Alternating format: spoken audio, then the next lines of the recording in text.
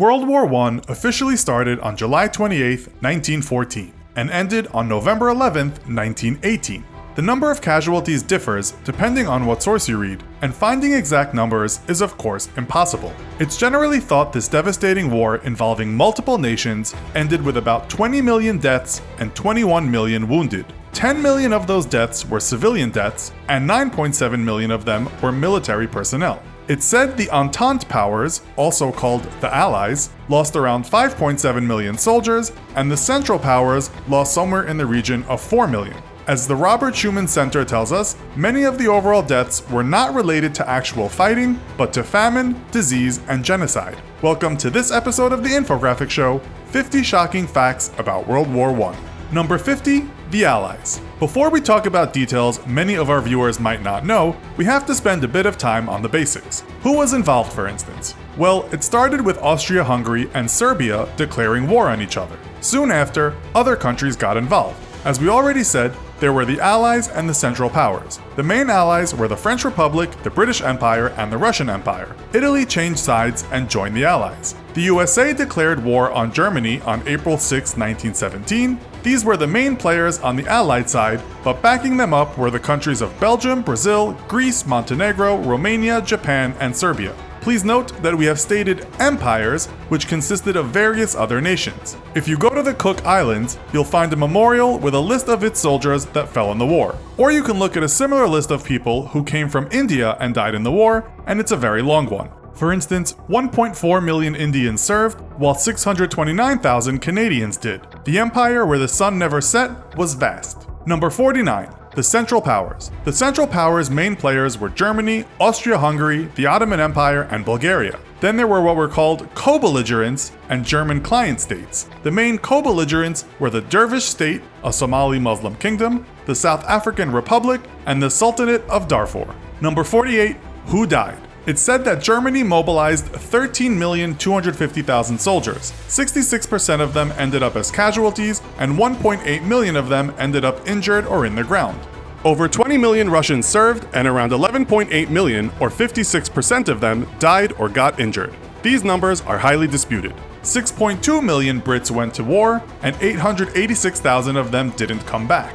41% of those Brits died or were hurt in the war. The French sent 8.4 million people to war, and 1.4 million soldiers died. 67% of French soldiers were injured or died. The USA sent 4.3 million soldiers to war, and 53,000 of them didn't come back.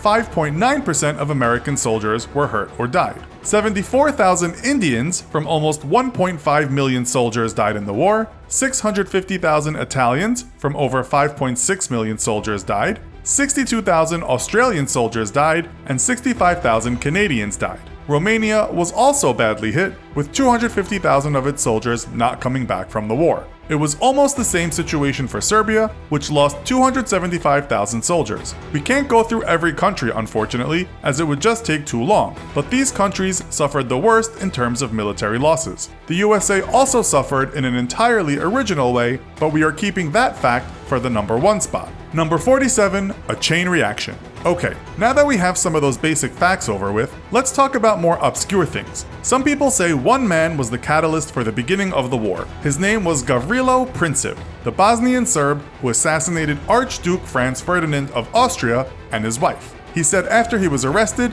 "I am a Yugoslav nationalist aiming for the unification of all Yugoslavs, and I do not care what form of state, but it must be freed from Austria." He obviously had no idea this would start a war, and then a world war.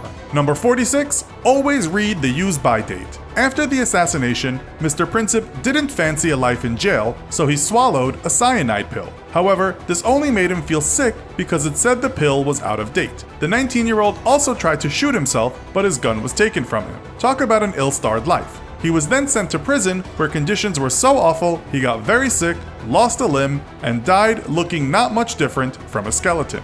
Number 45. Trenches. So you probably know this already, but much of the war was fought in trenches. On the Western Front, you had many of these things, and millions of soldiers lived in them. Sometimes the opposing armies were not even that far apart, with the space between them being called no man's land. Of that space, one historian writes, on the Western Front, it was typically between 100 and 300 yards, though only 30 yards on Vimy Ridge. Number 44, trench feet. Standing inside dirty, muddy, often rain-soaked trenches was hard on the feet, or you could say soft on the feet. Many soldiers developed what became known as trench foot. You could also call it zombie foot, as that is what it might look like. Sometimes it would become gangrenous and the foot would have to be amputated. Number 43, dogs. The British love their dogs, and during the war, some people in the UK donated their canines to the war effort. Dogs could run around the battlefield and carry messages, and they were hard to shoot. Smaller dogs were also great at catching rats in the trenches. Believe it or not, there were what was called casualty dogs. These dogs would run around the battlefield with medical supplies tied to them so injured soldiers could be helped. They were like little four-legged ambulances. Number 42,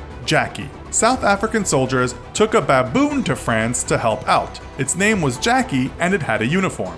Number 41, dead fish. Goldfish were also employed, or we should say sacrificed. They were used to test the water that had been used to wash gas masks. If the fish died, those masks needed a better washing.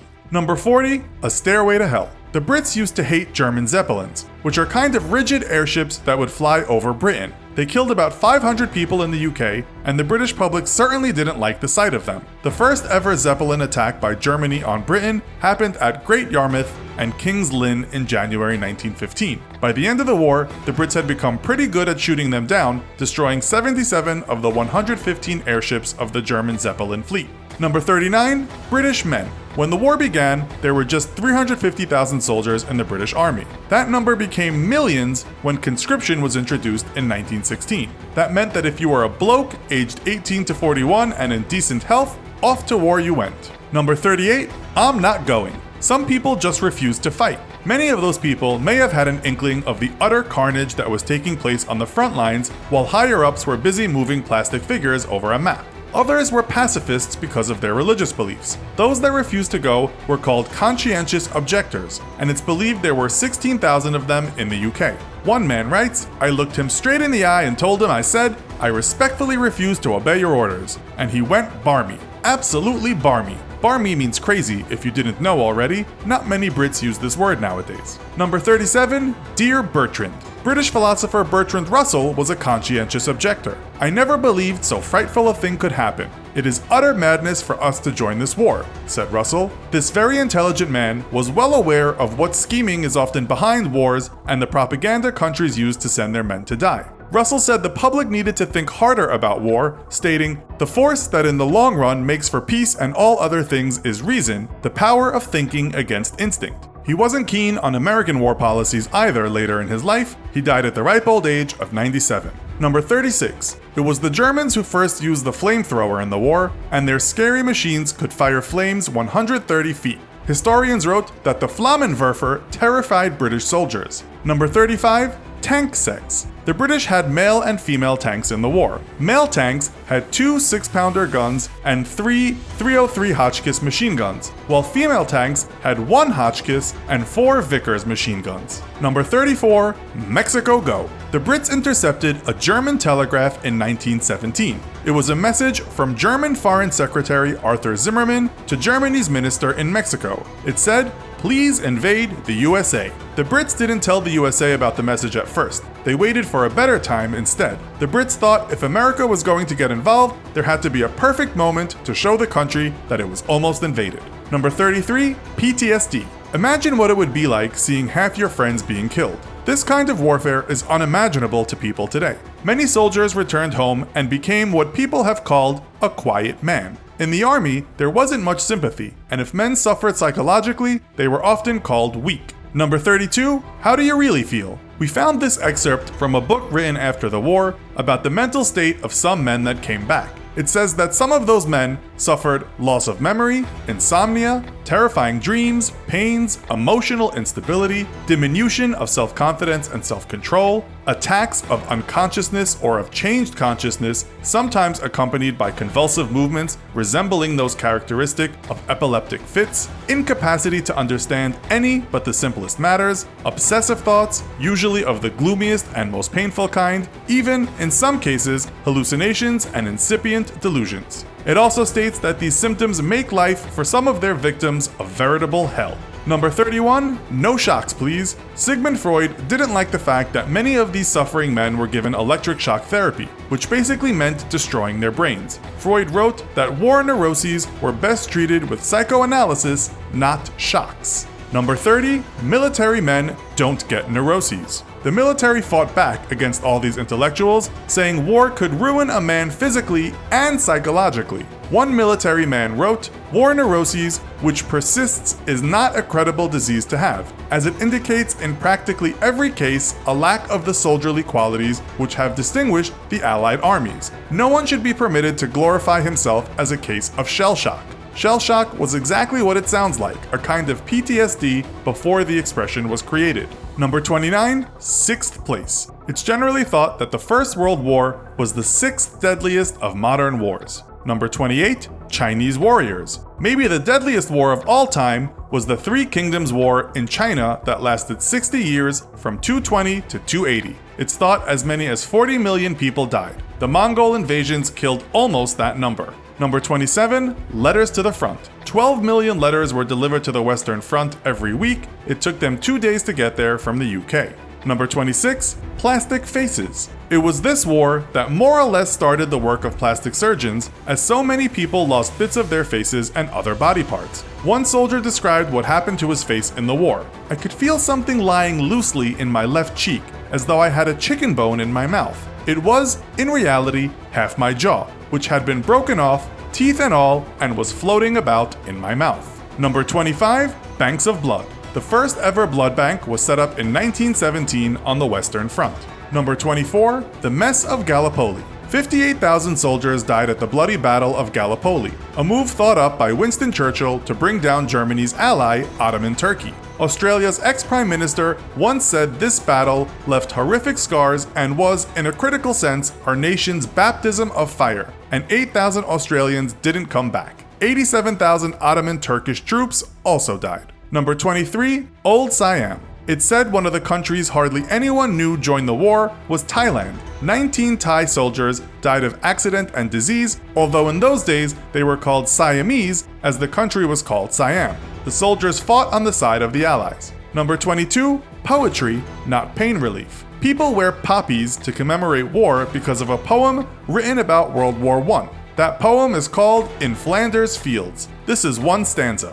"We are the dead, short days ago we lived, felt dawn, saw sunset glow, loved and were loved, and now we lie in Flanders Fields." Number 21, no food. The British had such a big food shortage that the government banned feeding pigeons and people throwing rice at weddings. Number 20, fake Paris. During the war, the French built a fake Paris to fool German bombers. The Telegraph writes, "A second Paris, complete with a Champs-Élysées and Gare du Nord, was built towards the end of the First World War to fool German bombers. The fake city was very much a secret and it was never fully finished or tested."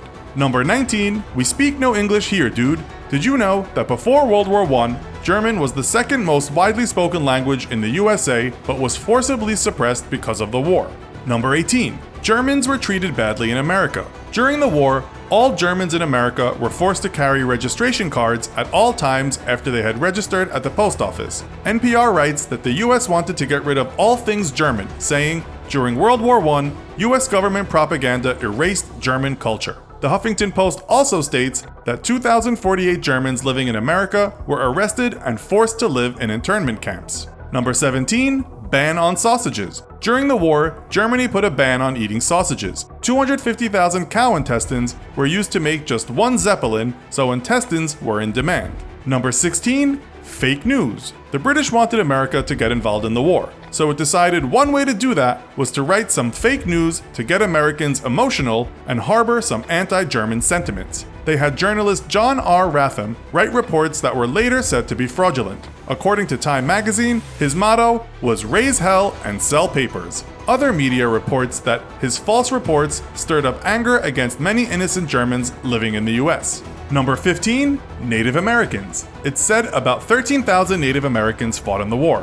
Number 14, the native tongue. Germans were always breaking codes, and it was hard to come up with something to beat that. After hearing two native Choctaw soldiers talking, one American officer realized that the Germans would never understand this strange language. The BBC writes, "The Choctaw Telephone Squad was born. It said this band of men were instrumental in winning many battles." Number 13, clever birds. It's thought that about 500,000 pigeons carried messages during the war. Some of them were sent to the front line by parachute. One such message we found read, "On water attacked by 3 Huns. Huns were Germans. Don't ever call pigeons pests again." Number 12, the return of the hawks. The Germans didn't much like how the British used those clever birds, so the German army trained hawks to kill the pigeons. Number 11, the Sorry Somme. The worst battle in British history was at the Battle of the Somme. Some 60,000 British men died in just one day. It's said more than 1 million British, French, and German troops were killed or injured.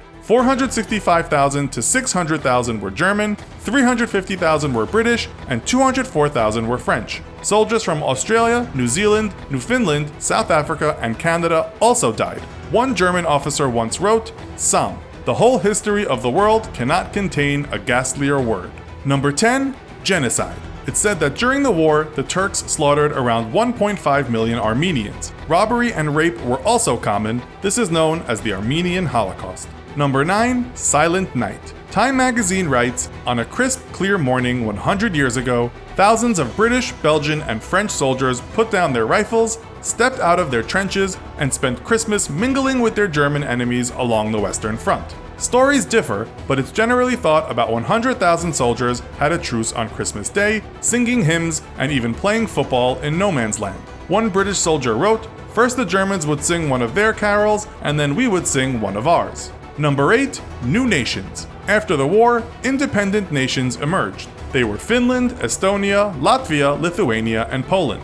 Number 7, big guns. In 1917, the Germans pulled out what was at the time the biggest gun in the world. It looked more like a house than a gun, and it could fire shells up to 31 miles. Its name was Lang Max, which meant Long Max. Number 6, Rape of Belgium. The Germans marched into Belgium, and all hell broke loose. They killed and plundered, but it wasn't as bad as how the British media portrayed the invasion. The Brits compared German soldiers to serial killer Jack the Ripper. Nonetheless, things were pretty bad. 18,296 children became war orphans. So yes, it was bad, but not as bad as the Brits made it out.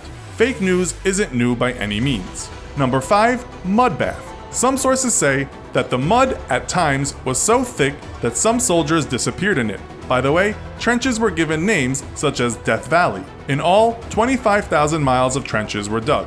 Number 4, famous soldiers. Who fought in the war? The Lord of the Rings author J.R.R. Tolkien was one famous person. Harry S. Truman was also there, and so was Mr. Adolf Hitler. Walt Disney tried to sign up, but was rejected because of his young age. He did, however, end up driving ambulances in France. Number 3, lots of love, your dearest son. War was horrible, and letters home to families can be harrowing to read. One man wrote, "Just a line to let you know that I got the fags, or cigarettes, on Tuesday. I thank you very much for sending them. They have stopped the weekend passes as there are a lot of absences, but I shall ask the captain for permission to come on a pass. We are going to the front on the 19th of November. Dear mother, do not worry about me, for by God's help I shall come home well." He died soon after he wrote that letter, according to the Telegraph. Here's another letter. This is what they call the Somme. Up to the neck in mud and water, shells flying everywhere. That was from a Brit called Grimshaw. We are not sure what happened to him.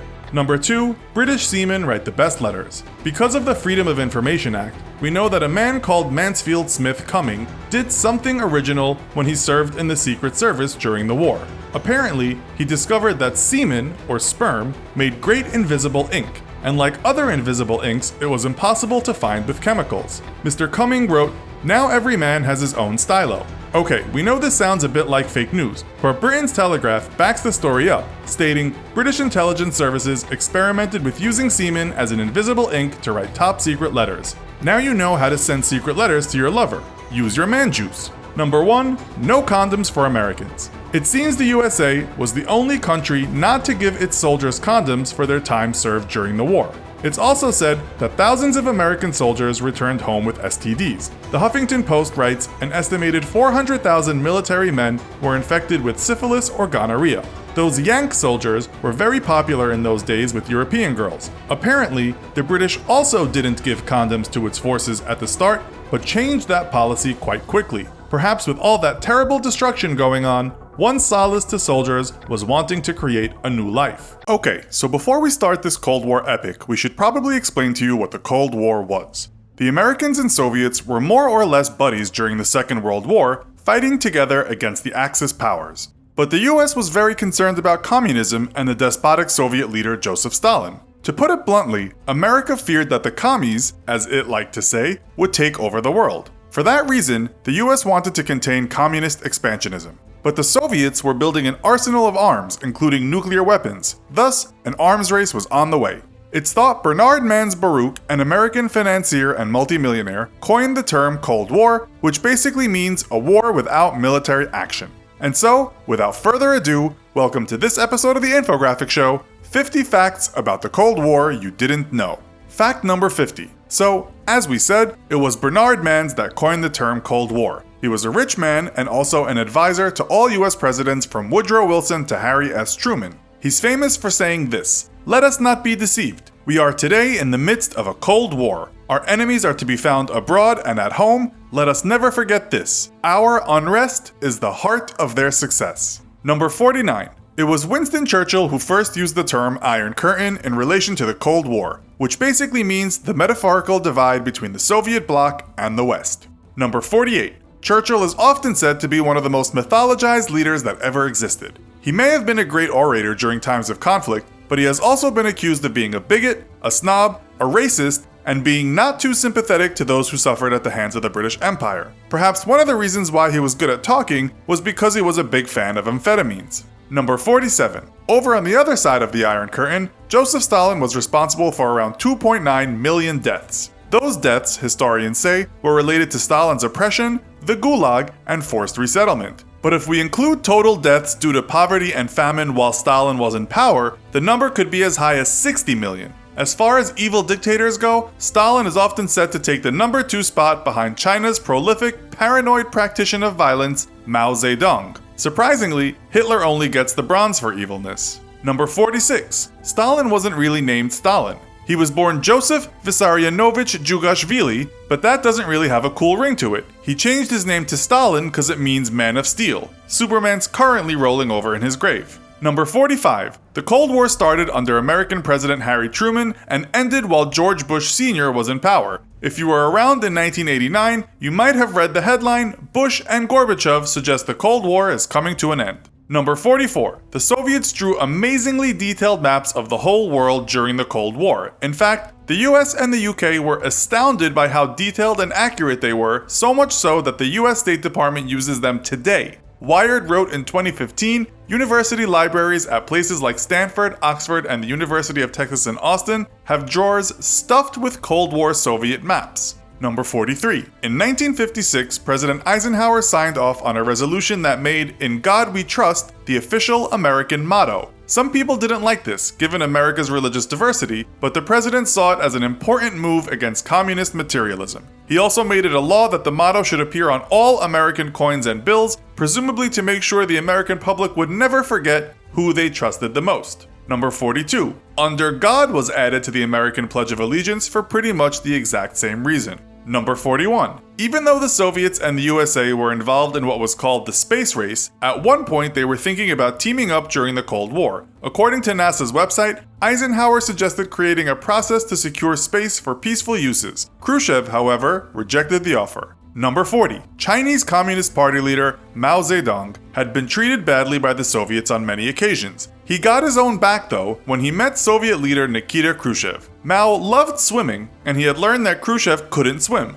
On one visit, the latter was met by Mao, who offered him some bathing shorts. He took Khrushchev to a private swimming pool. According to the Smithsonian, Khrushchev, meanwhile, stood uncomfortably in the children's end of the pool until Mao, with more than a touch of malice, suggested that he join him in the deeper water. The embarrassed Soviet leader needed a flotation device and apparently paddled like a dog. Mao was a happy man. Some years later, Khrushchev said it was Mao's way of putting himself in an advantageous position. Number 39. When Mao visited Moscow in 1949, Stalin pretty much left him in a hotel and kept feeding him lots of food. Little did Mao know that Soviet scientists were secretly collecting his poop so that they could analyze it and see what he was made of. Number 38. When Mao was 69, he had a 14-year-old girlfriend.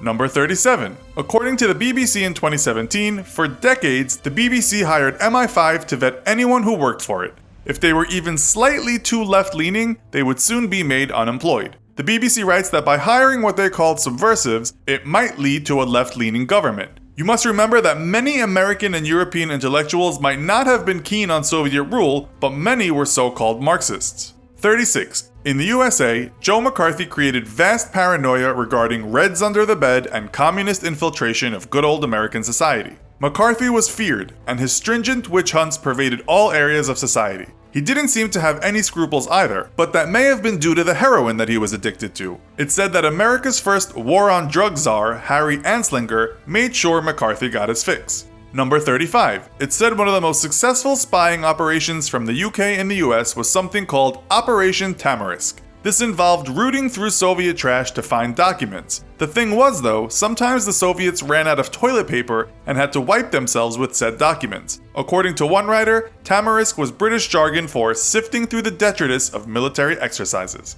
Number 34. MI5 was almost as bad as McCarthy, believing anyone with slight communist links was a threat to British security. They monitored and spied on left-leaning politicians, anti-nuclear weapons groups, anti-apartheid groups, members of Amnesty International, and civil liberties organizations. Number 33. The US planned to detonate a nuclear bomb on the moon in the 1950s. It was known as Project A-119, and Carl Sagan was on the team. He was hired to study what the effect would be if you detonated such a bomb in a low-gravity vacuum. It was thought that such a thing would boost American morale and demoralize the Soviets. Number 32. The Soviets wanted to do the same thing. Their plan was codenamed E4. Apparently, the E project had certain steps. 1 was to get a spacecraft to the moon, 2 and 3 were to orbit around it, and 4 was to bomb it.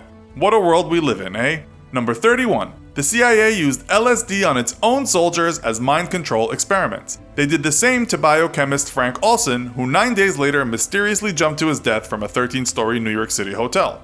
Number 30. In 1951, there was a mass poisoning in a French town called Pont Saint-Esprit. People died, but others suffered from scary hallucinations and ended up in the madhouse. It was said to be something in the bread. There are many theories about what happened, and one is that the CIA spiked the bread with massive amounts of LSD as part of its McNaomi chemical warfare program. Writing about the incident of what became known as the cursed bread, the Telegraph newspaper said, one man tried to drown himself, screaming that his belly was being eaten by snakes. An 11-year-old tried to strangle his grandmother. Another man shouted, "I am a plane," before jumping out of a second-floor window, breaking his legs. CIA 1, France 0. Number 29. The United States Air Force in the 50s used drugged bears to test ejector seats in powerful planes. Apparently, Himalayan and American black bears were a good size. No bears died, but some broke bones. You can actually watch it on YouTube. Number 28. And Canada was just as bad. It forced some of its Inuit population to relocate further north just so it could show the Soviets it had sovereignty there. Number 27. It's actually sometimes said that the Cold War started in Canada. That's because a Soviet cipher clerk named Igor Sergeyevich Guzenko defected there just after World War II and handed over 109 documents relating to Soviet espionage and future plans. Some of those plans, of course, were to build massive bombs. Number 26. According to the BBC, during the Cold War, Soviet leader Nikita Khrushchev and US President John F. Kennedy wrote each other lots of letters. They even sent each other gifts. One such gift was given to Kennedy's daughter. It was a dog called Pushinka, who was the offspring of one of the Soviet space dogs. It, in turn, had puppies, which JFK called the Pupniks. Number 25. If you check out recently released secret files from the National Archive, there's a conversation with the CIA director in 1975 and an attorney. The attorney asks, is there any information involved with the assassination of President Kennedy which in any way shows that Lee Harvey Oswald was in some way a CIA agent? But mysteriously, that's where the document ends. Number 24. The term Third World was not related to poverty or standards of living when it was first used, but it meant any countries not in NATO. Number 23. The British satirical puppet show Spitting Image showed Soviet leader Mikhail Gorbachev with what looked like a hammer and sickle painted on his forehead. It's actually a port wine stain, a discoloration of the skin. Number 22. If you look at secret files, you can see what Gorbachev thought about 3,000 Chinese being killed at Tiananmen Square in Beijing in 1989. In a meeting, he discussed what would happen if his own government met with resistance. We must be realists. They have to defend themselves, and so do we. 3,000 people? So what? He said. Number 21. Later in life, Gorbachev teamed up with former US President Bill Clinton to make a children's music CD. They won a Grammy for their efforts. Number 20. During the Cold War, the Americans devised a cunning plan. They would portray President Nixon as crazy. So crazy, he might press that red button at any time and start a nuclear war. They called this the madman theory. The theory was that if they could make someone look so volatile, then other countries wouldn't provoke the US. Some media now say Donald Trump uses the madman theory, or at least it looks like that. Number 19. The USA spent $20 million on a cat. We should probably just leave you to think about that, but we won't. Called the Acoustic Kitty, this cat was designed to spy on Soviets, as it had a listening device implanted in its ear canal. On its first mission to spy on two gents in a Soviet compound in the US, it got hit by a taxi and died. Some people refute this and say the cat was just useless. Either way, it's amusing if you don't pay taxes in the US. Declassified documents show how the CIA resigned themselves to failure, stating that spying cats were just not practical. Number 18. The CIA didn't stop at felines. They also trained ravens, pigeons, and goats. In fact, as was revealed years later, animal training for spying purposes was a huge project at Langley. Number 17. In 2017, the New York Times wrote a story about a man who had just died at 77. His name was Stanislav Petrov, and it was a decision he made that saved us from an all-out nuclear war. In 1983, his missile early warning system informed him that the US had launched 5 Minuteman intercontinental ballistic missiles at Russia. Protocol was an immediate retaliatory strike, but the man just couldn't believe it was real. And it wasn't. The machine was malfunctioning. 23 minutes later, I realized that nothing had happened. If there had been a real strike, then I would already know about it. It was such a relief, he told the press. Number 16. This is the first line of an article in The Guardian. If you were born before October 27, 1962, Vasily Alexandrovich Arkhipov saved your life. At the height of the Cold War, during the Cuban Missile Crisis, the Soviets were about to strike with nuclear weapons. They believed America was about to strike a submarine with a nuclear weapon, and so the giant USS Randolph became the target for a 10-kiloton nuclear torpedo. You need 3 high-ranking officers to launch, and Arkhipov said no. It turned out the US wasn't thinking about its own launch. Phew. Number 15. LA Times headline, July 25, 1986. US and Soviets may stage joint Mars mission. Apparently, Reagan changed his mind, which must have been a bummer for the then-child Elon Musk. Number 14. In 1983, Korean Airlines Flight 007 was on its way from New York to Seoul. It didn't get there because the Soviets shot it down, killing all 269 passengers and crew. It was thought to have been a spy plane, but it was just a regular old 747 carrying mostly vacation goers. This created a lot of anti-Soviet sentiment around the world. Number 13. The reason we first got the Global Positioning System, or GPS, was because of that plane getting hit. After the event, President Reagan made sure that GPS became a technology available to anyone in the world. Prior to that, only the military had it. Number 12. In the 60s in the USA, planes would fly around all the time carrying nuclear bombs. This was a just-in-case scenario. 5 of these planes with the bombs on board crashed. That included a B-52 that crashed in North Carolina in 1961, and it was carrying 2 3-4 megaton Mark 39 nuclear bombs. 2 people died, but you won't have heard about it. This was classified information. And little did North Carolina residents know that the bombs almost detonated. Do you think they would have blamed Russia? Number 11. As is often the case, the Russian threat was overblown. While it was reported that Russia had scores of intercontinental ballistic missiles in the 50s and 60s, it was later revealed they only had 4. Number 10. If you look at the CIA Field Agent Training Manual from the 50s, you'll find the secret CIA shoelace code. This showed you how you could tie your laces in certain ways to tell someone something. It might mean, I have some information, or keep following me. Number 9. In 1959, Soviet Premier Khrushchev wanted to take his family to visit Disneyland when he was visiting the US. He found out he was barred. The State Department was later apologetic, saying he could take his family another day to see Mickey Mouse and Company. The US said the reason for the snub was only because of safety reasons. Soviet leaders weren't exactly popular in the States in those days. Putin didn't go either, he just made his own version of Disneyland in Russia.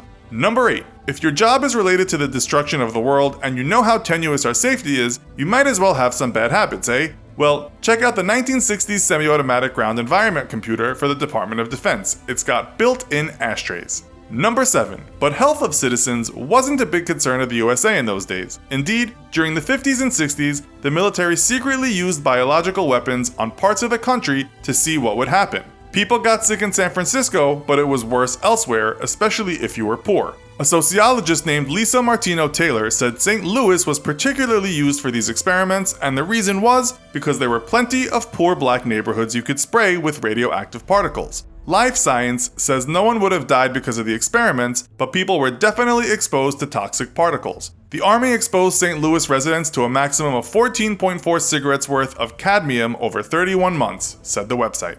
Number 6. During the Cold War, US Air Force pilots were given eye patches. They were told that a nuclear explosion would blind them and make flying impossible. So if they got the DEFCON 2, or Defense Readiness Condition 2 alert, which means next step to nuclear war, armed forces ready to deploy and engage in fewer than 6 hours, they should put on the patch and save one eye. Number 5. The military had programs in the 50s and 60s whereby they would tattoo children with their blood group. It seems the programs were only in Indiana and Utah. These kids then became walking blood banks, which is handy if everyone around you is dying. I still have my atomic tattoo, O negative, but as I grew it got distorted, so it's pretty illegible today, said one person, now an adult. Number 4. Back to animals and a bright idea from the Brits, MI5 didn't need exceptionally expensive cats, what they used were the entirely expendable rodents called gerbils. MI5 sleuths planned to use gerbils to trap secret agents, terrorists, and subversives during the Cold War, writes The Guardian. The plan was simple. Gerbils can smell sweat easily. Bad people at airports sweat and release an adrenaline scent. So gerbils were left at airport counters. These crafty creatures had been trained to push a lever if they smelled someone releasing lots of adrenaline scent. And yes, this is real. Number 3. In 1962, the US detonated a hydrogen bomb in space, creating what it called a spectacular light show. Why did the US do this? Just to see what would happen, of course. The test was given a cool name, Starfish Prime. Number 2. When the Brits weren't training gerbils to work at airports, they were busy lying about H-bombs. In the 90s, the US Department of Energy released archives from 1958. In those archives were documents pertaining to the British bluffing about an H-bomb test in the 1950s. H-bombs are known as fusion bombs, while atomic bombs are fission bombs. The former is much more powerful. The Brits wanted to be seen as a superpower that shouldn't be messed with, so they faked the whole thing, in that they blew up an A-bomb and said it was an H-bomb. And finally, number 1. We are going to end on something funny. The story goes that a man named Frank Wisner, who was managing psychological warfare for the US, planned to drop thousands of condoms over the Soviet army from the air. The condoms would be labeled medium, and this was supposed to demoralize Soviet troops as they contemplated their well-endowed American foes. Wisner was said to have had a great sense of humor, but that didn't stop him from killing himself in 1965. Fighter jets are probably the most iconic and badass weapon in any nation's military. They patrol the skies like giant predatory birds, screaming down onto their targets from out of the blue, or lurking unseen miles away like a deadly assassin. They are loud, powerful, and some are on the bleeding edge of technology itself, so it's no surprise that their history and development is filled with amazing facts you probably never heard of. Hello and welcome to another episode of the Infographics Show. Today we're taking a look at 50 surprising facts you didn't know about fighter jets. 50. The F-4 Phantom, developed by the United States, was nicknamed the world's leading distributor of MiG parts because it destroyed so many MiG fighters in combat around the world. 49. After the terror attacks of 9/11, the U.S. Air Force dispatched combat air patrols to guard from further attacks. Yet before the Air Force could spin up combat-ready jets, Air National Guard fighters had already taken to the skies, without any missiles or live ammunition. These brave pilots knew that further attacks could be imminent, and people needed protection right now, so they committed to crashing their fighter jets into any hijacked planes as the only means of taking them down. 48. Though not technically using a fighter jet, this one's still too cool to leave out. During World War II, Russian fighter pilot and hero of the Soviet Union, T. Kuznetsov, was shot down in enemy territory when the German pilot landed, possibly to look for survivors or souvenirs from Kuznetsov's wreck.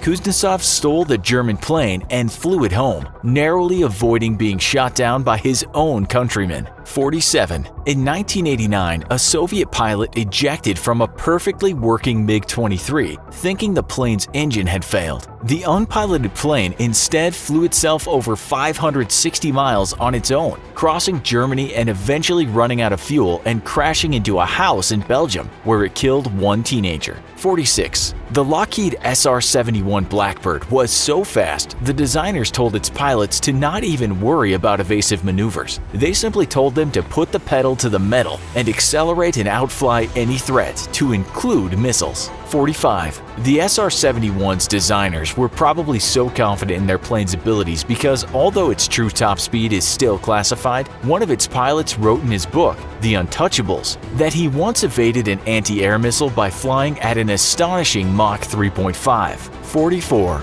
Moving at 3 times the speed of sound and flying at 85,000 feet, the SR-71 existed before GPS and thus used an onboard camera that looked into space and used the position of the stars above to navigate accurately. Because it sat behind the pilot, its navigation system was officially designated R2-D2. 43. The SR-71 is still the fastest plane ever created and first took flight for the US Air Force in 1964. NASA retired its last model in 1999. 42. Over 4,000 missiles were fired at the SR-71 during its lifetime, and not a single one ever hit. The plane was just too fast. 41. The plane required a large amount of titanium to construct, so the CIA created fake companies around the world and bought the metal from the USSR, which was the biggest supplier at the time, and both the US's enemy and #1 target of SR-71 missions. 40. The Lockheed U-2, another of its famed spy planes and progenitor to the SR-71,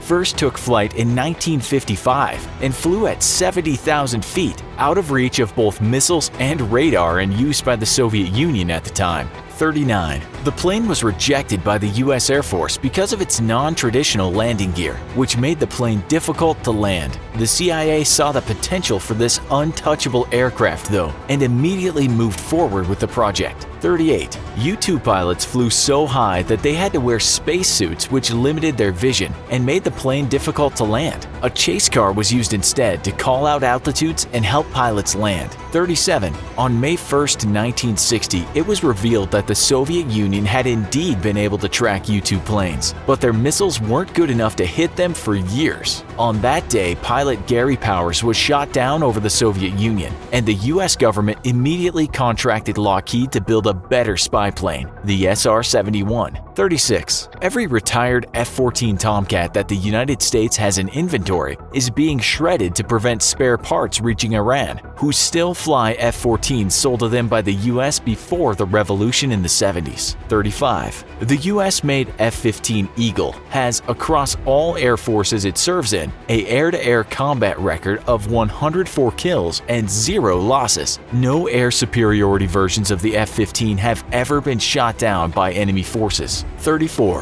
In 1983, an Israeli pilot successfully landed his F-15 with only one wing intact, not realizing the extent of the damage his plane had suffered, after he stated that if he had known, he would have ejected from the aircraft. 33. The F-15 can also add the only satellite kill in history to its impressive record. During an anti-satellite weapon test, U.S. Air Force pilot Major Wilbert D. Pearson fired an anti-satellite missile at a retired solar observatory satellite in orbit 345 miles above, destroying it. 32. Breaking the sound barrier was thought impossible by many, who stated that doing so was not just physically impossible, but would destroy any aircraft attempting to fly so fast. Yet on October 14, 1947, U.S. pilot Chuck Yeager did exactly that, flying at Mach 1.07 in the experimental X-1 jet. 31. Nobody expected Chuck Yeager or his aircraft to survive the attempt to break the sound barrier, and the answer to many of the technical challenges that plagued the X-1 program was simply Yeager better have paid up his insurance. 30. 2 days before his test flight, Yeager fell off a horse and broke 2 of his ribs. Afraid he would be grounded and unable to fly, Yeager went to a civilian doctor who simply taped up his ribs and kept the injury secret. He was in so much pain on the day of his flight that he couldn't seal the X-1's hatch by himself and had to be helped by a fellow pilot who knew of the injury. 29.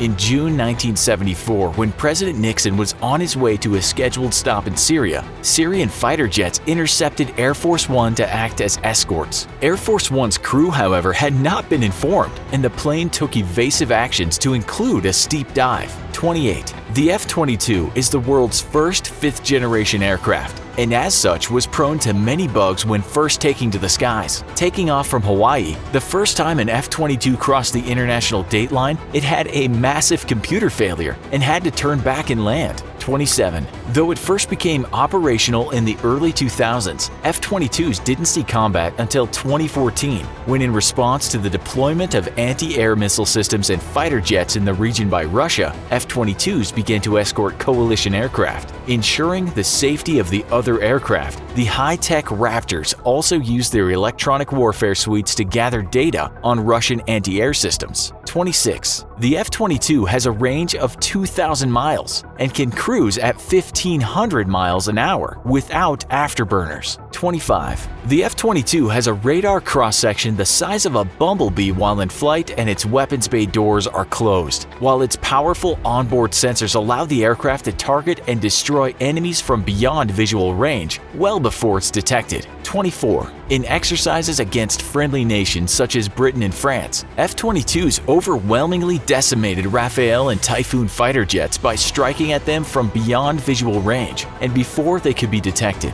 23. When the parameters of those exercises were redrawn, however, and F-22s were forced to fight at close quarters, French Rafale and British Typhoon jets broke even or even outgunned their F-22 counterparts. This is because the F-22 is designed to be an assassin, not a traditional fighter, and would rely on its stealth, speed, and high-tech sensors to strike before being seen. 22. During testing, an F-22 dropped a GBU-32 Joint Direct Attack munition from 50,000 feet, and while cruising at Mach 1.5, the bomb hit a moving target 24 miles away. 21. The U.S. Air Force typically tests the quality of its new aircraft by pitting them against current aircraft. In 2006, the F-22 was pitted against the F-15 and maintained a kill ratio of 108-0, highest kill ratio of a new aircraft versus current aircraft ever achieved. 20. The F-22 is the only aircraft in the world able to supercruise at supersonic speeds with full weapons loadout and without using fuel-inefficient afterburners. 19.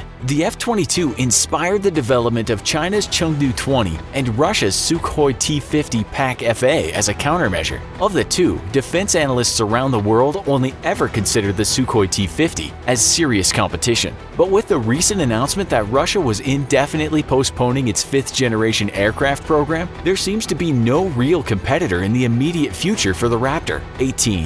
In 1956, due to its high speed, an F-11 shot itself because it was faster than its own bullets. 17. The F-35 is the U.S.'s second fifth-generation aircraft, and the total cost of development is so far 7 times greater than that of the International Space Station. 16. The Russian-built Su-35 is the pinnacle of Russian fourth-generation fighter jets, and also the most maneuverable aircraft in the world. It uses thrust vectoring engines, much like the F-22, but with a greater range and the ability to vector the nozzles of its twin engines in different directions. It's capable of acrobatic maneuvers the F-22 can't match. 15. The Su-35's incredible thrust vectoring capabilities are not just for impressive audiences at air shows. They also allow the Su-35 to achieve very high angles of attack, moving in one direction while pointing its nose in another, which lets it more easily track and target evading targets. This makes the Su-35 one of the most deadly dogfighters ever created. 14.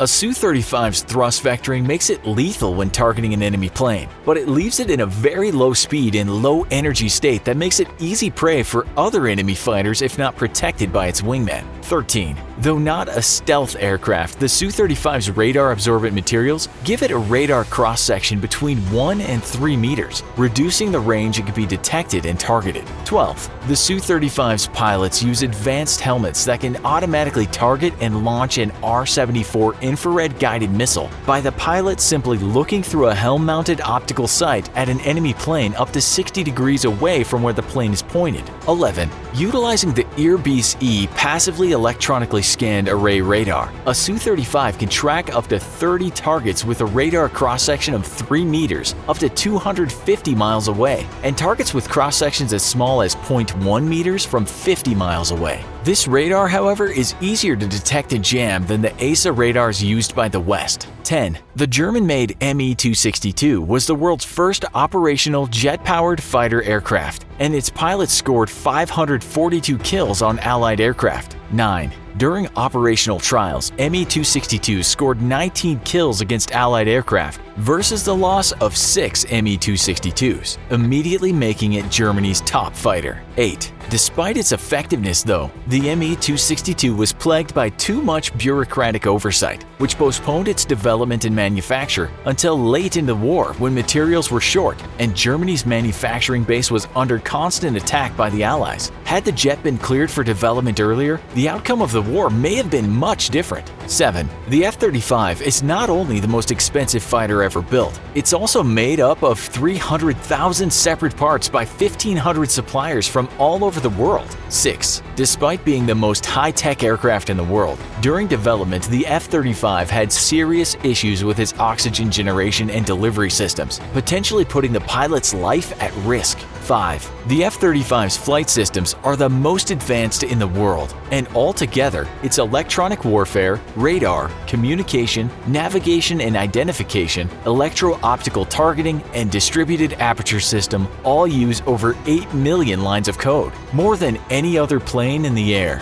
4. Developed specifically for the F-35, its Pratt & Whitney F-135 engine is an afterburning turbofan capable of generating 41,000 pounds of thrust. 3. With the addition of a lift fan to the front of the aircraft and a vectoring duct to the engine, the F-35 is the only fifth-generation aircraft ever designed that can land vertically. 2. Despite its own impressive capabilities, the F-35 is even more impressive in its ability to support other aircraft. Its powerful sensor fusion and information distribution capabilities makes each F-35 a miniature AWACS, pumping out targeting information to all friendly aircraft within range. The F-35 is even able to guide in missiles fired by other non-stealth aircraft to their targets. 1. During World War II, in order to hide the development of their radar and explain their ability to detect and target German planes from such long distances, British pilots started a rumor that carrots give great night vision. German pilots immediately started eating large amounts of carrots. East versus West, democracy versus communism, USA versus the Soviet Union.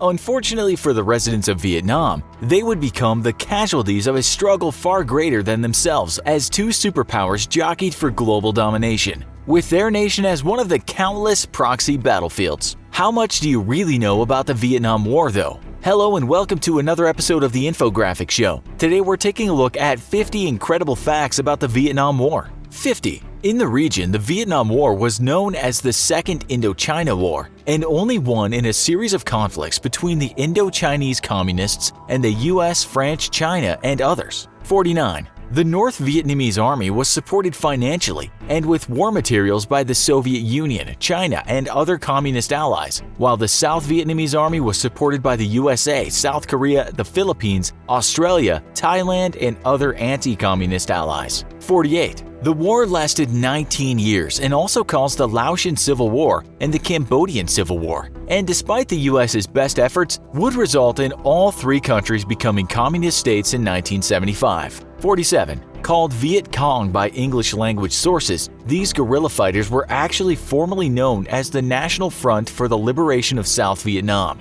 46. U.S. participation in Vietnam formally began with support for a French effort to reconquer its former colony in Vietnam. after the nation declared independence shortly after World War II. 45. When the Japanese invaded during World War II, the Viet Minh, led by Ho Chi Minh, resisted the invaders and were supported by the US, the Soviet Union, and China. After Japan's surrender, Ho Chi Minh initiated an insurgency against French rule. 44. In January 1950, China and the Soviet Union recognized the Viet Minh's Democratic Republic of Vietnam, based in Hanoi, as the legitimate government of Vietnam, while the US and Great Britain recognized the French-backed state of Vietnam based in Saigon. The stage for war between North and South was set. 43. Seeing it as an expansion of communism at the direction of the Soviet Union, the United States feared a domino effect after the Korean War that would see nations around the world fall to communism. 42. The French military effort in Vietnam went very poorly, and by 1954 the US had spent $1 billion in support of the French, shouldering 80% of the cost of the war. 41. Facing mounting defeats, the French requested the US use 3 tactical nuclear weapons against North Vietnamese forces, although there's no indication the US took the proposal seriously. 40. US President Dwight D. Eisenhower was reluctant of getting involved in yet another land war in Asia, and made any American participation in the conflict contingent on British support, but the British remained opposed. 39. On May 7, 1954, the French garrison at Dien Bien Phu surrendered, and France negotiated a ceasefire agreement with the Viet Minh, granting independence to Cambodia, Laos, and Vietnam. 38. At the 1954 Geneva Peace Conference, Vietnam was partitioned temporarily at the 17th parallel. Ho Chi Minh wanted to continue his military push into the south, but the Chinese convinced him he could win control by electoral means instead. 37. Around 1 million Northerners, mostly minority Catholics, fled south during the temporary peace. The CIA enacted a psychological warfare campaign, which exaggerated anti-Catholic sentiment among the Viet Minh, and even planted false rumors that the US was going to drop atomic bombs on Hanoi. 36. The US also funded a $93 million relocation program to ferry refugees to the south. The end result was a South Vietnam full of anti-communist Vietnamese. 35. While 1 million fled communism in the north, only about 52,000 moved from the south to the north. 34. Soon an insurgency in the south broke out, threatening to tear South Vietnam apart. President John F. Kennedy's advisors suggested that U.S. Special Forces troops be sent to South Vietnam, disguised as flood relief workers. 33. The South Vietnamese military was largely ineffective due to massive corruption, low morale, and little training. At the Battle of Ap Bac on January 2, 1963, 350 Viet Cong guerrillas defeated 1,500 South Vietnamese forces. 32. Believing the current regime led by Ngo Dinh Diem to be ineffective and making the South's civil war worse by repressing Buddhist minorities, the U.S. backed a coup attempt by senior South Vietnamese military leaders. Though the coup was successful, South Vietnam fell into disarray as one military government after another was enacted and then toppled. 31. On August 2, 1964, the American destroyer USS Maddox was on an intelligence mission inside the Gulf of Tonkin. When it fired on several torpedo boats its captain claimed had been stalking it. 2 days later, a second attack was reported against the USS Turner Joy, and the Maddox again in the same area. 30. The second attack against the USS Maddox and the Turner Joy prompted Congress to approve the Gulf of Tonkin Resolution, which informally began the US's war against North Vietnam. 29. In 2005, a declassified NSA publication revealed that there had never been a second attack on August 4th, and it's likely that the US fabricated the entire event to have a reason to declare war against a North Vietnam that was arming and training the guerrillas fighting in the South Vietnamese Civil War. 28. Between March 1965 and November 1968, Operation Rolling Thunder dropped 1 million tons of missiles, rockets, and bombs on North Vietnam, with the goal of forcing the North to cease its support for the guerrillas in the South. Ho Chi Minh, who saw the opportunity to bring the entire country under his rule, refused. 27. The use of the Ho Chi Minh Trail through Laos by North Vietnamese forces to avoid U.S. bombs sparked a civil war in Laos, with Laotian government forces backed by the U.S. fighting against the Pathet Lao communist guerrillas and their North Vietnamese allies.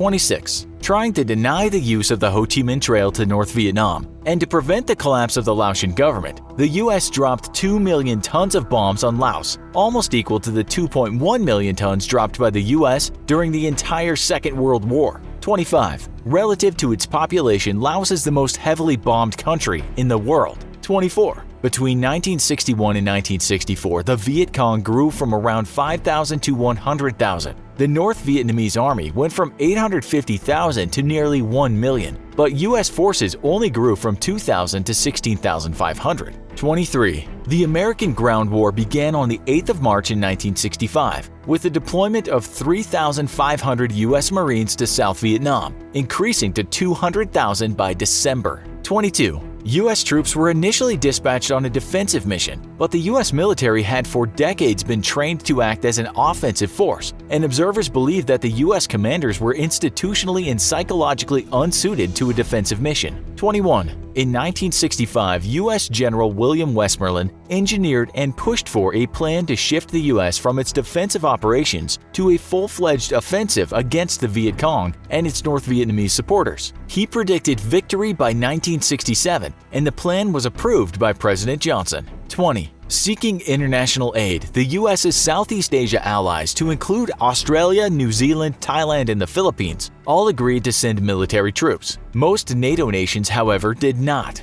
19. The US's first major battle against the North Vietnamese army came in November of 1965, during the Battle of Ia Drang. It would be the first large-scale helicopter assault in history. 18. The battle involved two separate engagements at two helicopter landing zones, LZ X-Ray and LZ Albany. US forces totaled about 1,000 and North Vietnamese were nearly 3 times as many at 2,500. 17. The battle at LZ X-Ray saw far outnumbered US troops still achieve a 10-to-1 kill ratio thanks to intense fire support, and resulted in an overwhelming American victory. 16. The battle at LZ Albany, however, saw US forces ambushed at close quarters and thus denied their fire support. The fighting took place without any air or artillery support from either side and resulted in a US defeat, with US forces suffering over a 50% casualty rate. 15. The US suffered between 499 and 1,700 casualties, and North Vietnam suffered between 1,070 and 1,753 casualties. Because of these two separate engagements, both sides claimed victory. 14. The Battle of the Ia Drang Valley would later become the Mel Gibson-led film We Were Soldiers Once. 13. Throughout the war, the Viet Cong and the NVA forces would initiate 90% of large firefights, with 80% of them being clear and well-planned operations. Despite overwhelming US force and firepower, the NVA and the Viet Cong retained strategic initiative throughout the war. 12. Trying to avoid US air power, the NVA and Viet Cong both dug hundreds of miles of underground tunnels, which had to be cleared by combat engineers, nicknamed tunnel rats. 11. Tunnel rats were made up of volunteer soldiers from Australia, New Zealand, and US armies, and their motto non gratis annus rodentum translates from Latin to English as not worth a rat's ass. 10. Viet Cong tunnel complexes were so massive, they included hospitals, training areas, storage facilities, headquarters, and barracks. 9. Tunnel rats often had to clear tunnels of enemy soldiers, armed with only a flashlight, bayonet, and a pistol. 10. The intense muzzle blast of the standard issue .45 caliber pistol would leave tunnel rats temporarily deaf when fired in a tunnel. So tunnel rats took to using their own personal weapons, ranging from .25 caliber automatic rifles to sawed-off shotguns, with the most in-demand weapon being a .22 automatic pistol made in World War II. 7. Tunnels were dangerous environments and were often poorly constructed, leading to frequent cave-ins for tunnel rats. These brave soldiers also had to deal with booby traps, such as hand grenades, anti-personnel mines, punji sticks, and even venomous snakes left behind as living booby traps. Tunnels were also constructed with sharp U-bends that could be flooded easily to drown tunnel rats, and poison gases were sometimes used to asphyxiate them. 6. Planned US attacks against Viet Cong and NVA forces made up only 14.3% of all engagements, a shocking statistic that proves how poorly US commanders performed during the war and how the Viet Cong and NVA routinely outmaneuvered them. 5. 9,087,000 total military personnel served on active duty in the US Armed Forces during the Vietnam era, with 2,709,918 serving in Vietnam. 4. 240 men were awarded the Medal of Honor during the Vietnam War, the highest honor a U.S. serviceman can achieve, and given only in extreme cases of heroism, gallantry, and self-sacrifice. 3. The first U.S. soldier to die in Vietnam was James Davis in 1961, serving with the 509th Radio Research Station, a U.S. cryptologist leading a team of South Vietnamese soldiers, which were ambushed. 2. 4 U.S. soldiers killed in Vietnam were only 16 years old. The oldest U.S. soldier killed in Vietnam was 62 years old. 1. 58,141 U.S. soldiers were killed in Vietnam, and 75,000 were severely disabled. Of those killed, 61% were younger than 21. The war in Vietnam was a disastrous affair for the United States and marked a rare low point in the performance of its armed forces. Conscription and a war waged with poorly defined objectives, along with a great national resistance against the conflict, led to a U.S. military crippled for years after Vietnam by incompetent leadership and poor morale. And despite its best efforts, the war would see the North triumph and communism reign. Yet the dreaded domino effect theory would never come to be. In the end, the war is mostly remembered as a pointless, costly affair. This branch of the US military was at first created to deal with invasions from water and invading via the water, but the Marines do a bit of everything nowadays. In 1834, the Marines became part of the US Navy, but they go back to 1775. Presently, there are around 186,000 active members and 38,500 reserves. It's the smallest of the 7 US uniformed services. By those we mean Navy, Army, Air Force, etc. There is also a special branch of the Marine Corps, which is the United States Marine Corps Special Operations Command. This command often deals with more covert operations. It's all a bit confusing, as the US military is comprised of so many parts, but we'll help explain everything. Welcome to this episode of the Infographic Show, 50 Shocking Facts About US Marines. Number 50, what do they do? Just like we did in our other shows, we have to give you some basics before we get into facts you probably don't already know. Unlike the regular Navy, the Marines spend much of their time on land, though they might capture naval bases or defend them. As you'll find out, they are kind of military multitaskers, and many times they have been the main force in land battles. So really, the name Marines can be a bit misleading. Number 49, let the Marines explain. Here's the Marines' own mission statement. We are forward deployed to respond swiftly and aggressively in times of crisis. We are soldiers of the sea, providing forces and detachments to naval ships and shore operations. We are global leaders, developing expeditionary doctrine and innovations that set the example, and leading other countries' forces and agencies in multinational military operations. These unique capabilities make us first to fight and our nation's first line of defense. Number 48, what qualifications do you need to join? You must be American, mentally stable, i.e. a history of meth abuse and related psychoses in your teens won't go down well in the interview. You need a high school diploma or a GED. 90% of Marines have a high school diploma, some have GEDs, and a very small percentage have neither. One military site says there are 35 career fields in the Marines, so you'll be chosen to do what you are good at.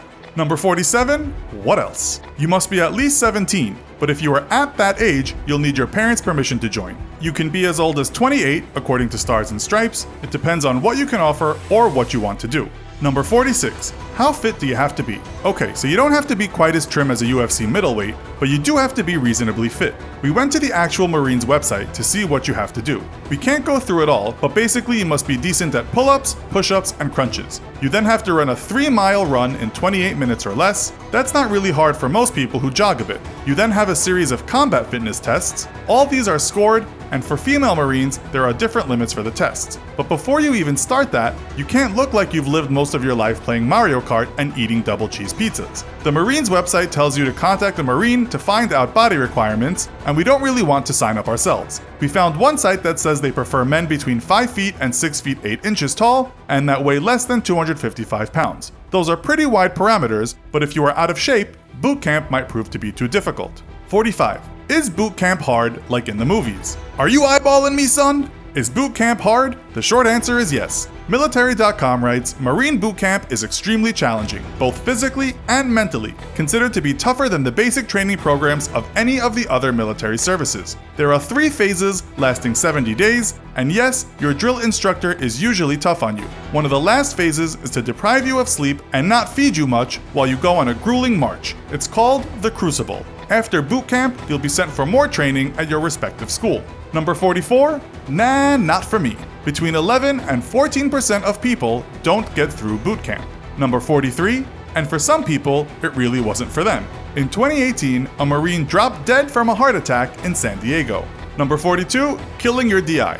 We can't find any stories of Marines killing their drill instructors, but in 2008, 4 Marines murdered a United States Marine Corps Sergeant, John Powell Peterzak. It had nothing to do with bad feelings though. This was not a full metal jacket scenario, just bad people that did bad things. Number 41, the first raid. Let's get lighter and more historical. The first ever raid by the Marines came just after they were founded when they stole a bunch of weapons from the Brits and the Bahamas. Number 40, famous Marines who don't look the part. Way too many famous people to mention, so we'll give you a few names that surprised us. Jim Beaver, the guy that wrote the show Deadwood. Drew Carey, comedian and TV star who looks like he might have struggled with the pull-ups if he wasn't much slimmer in those days. The Everly Brothers, old school musicians. Carlo Mastrototaro, a mafia boss. Tom Monaghan, the man that gave America Domino's Pizza. Charles Nigg, rapist and killer of 25 people currently residing on death row in San Quentin. William Clark Styron Jr., one of America's most celebrated novelists. You might not be surprised that the list is full of boxers and other athletes, as well as lots of politicians. Number 39, heartburn. Marines must finish eating their meal the second their drill instructor finishes his meal, which is why some people say Marines eat really fast. Number 38, the tavern. Now, some people dispute that this even happened this way, but as the story goes, the way the Marines got started was when 2 captains, Robert Mullen and Samuel Nicholas, invited a bunch of decent men for a beer at a place called the Tun Tavern. The National Museum of Marine Corps in Virginia has a restaurant called the Tun Tavern. 37, a few good men. You've heard that phrase, and it comes from an ad asking for Marines to sign up to sail. The ad goes like this: the Continental ship Providence, now lying at Boston, is bound on a short cruise immediately. A few good men are wanted to make up her complement. That was way back in 1779. 36, tough dogs. While the British Bulldog has been used to symbolize the stubbornness and hard temperament of Winston Churchill, as well as being painted in the past on tough guys' arms, the Marines actually use it as its mascot. What's kind of funny though, for all those tough guys and Marines, is that this breed suffers lots of health problems and usually dies at a very young age. Number 35, change the mascot. Shih Tzus and Chihuahuas have one of the longest life expectancies. Number 34, toy heroes. Not many people know that Toys for Tots was started by the Marine Reserves. They have collected over 500 million toys since they started in 1947. The idea came from Major Bill Hendricks, who took inspiration from seeing his wife donate toys. It's not all about being tough and killing people. Number 33, Super Rabbit. Bugs Bunny was made honorary Marine Master Sergeant for his performance in the cartoon Super Rabbit. Very few people receive this award, which is given to individuals in the civilian community who have made extraordinary contributions to the Marine Corps. Chuck Norris gained that honor too, as did comedian Bob Hope. Number 32, Jarhead. The term jarhead was given to Marines during World War II. Some say it was because of their high and tight haircut, but others say it was more about how the neck of their uniforms was high, and so it made their heads look like jars. Most people on forums discussing this say it was the hair, not the clothes. Number 31, leatherneck. Another name for a Marine is leatherneck. This originated in the 19th century when a Marine's uniform consisted of a very hard and high leather neck. Why? So a bayonet couldn't penetrate a Marine's neck. Number 30, Devils. The Germans gave the name of Teufelhunden to the US Marines in the First World War. The Marines were sent to save Paris from invading Germans and did a tremendous job. That German phrase above translates to devil dogs. Number 29, the Big Man. The first ever officer of the Marines, then called the Continental Marines, was called Major Samuel Nicholas. He was the guy that was responsible for that Tun Tavern event, but it's thought he went around lots of taverns looking for able men to fight. He was a Freemason of a Masonic lodge and a good recruiter. He fought in many battles and died only after he retired from the Marines when yellow fever got him in 1790. His birthday, November 10th, is now the Marine Corps birthday. Number 28, honor and ethics. If you read the manual for becoming a Marine, a big part of the training is about teaching men to be honorable soldiers. While their job is to defend and kill, they also learn how to do that ethically. This is why they have the motto Semper Fidelis, which is Latin for always faithful. Faithful not only to the Marines, but to the country and to the values they have been taught. Number 27, PTSD. That's not always easy when you have PTSD. It's said around 8% of Americans will get PTSD at some point in their lives, but as for people in the military, that goes up to 11 to 30%. Number 26, not enough help. One ex-Marine writes, "In the military, young people are indoctrinated into a warrior culture. When they're sent to boot camp and then to war, they are required to do extreme things in order to survive.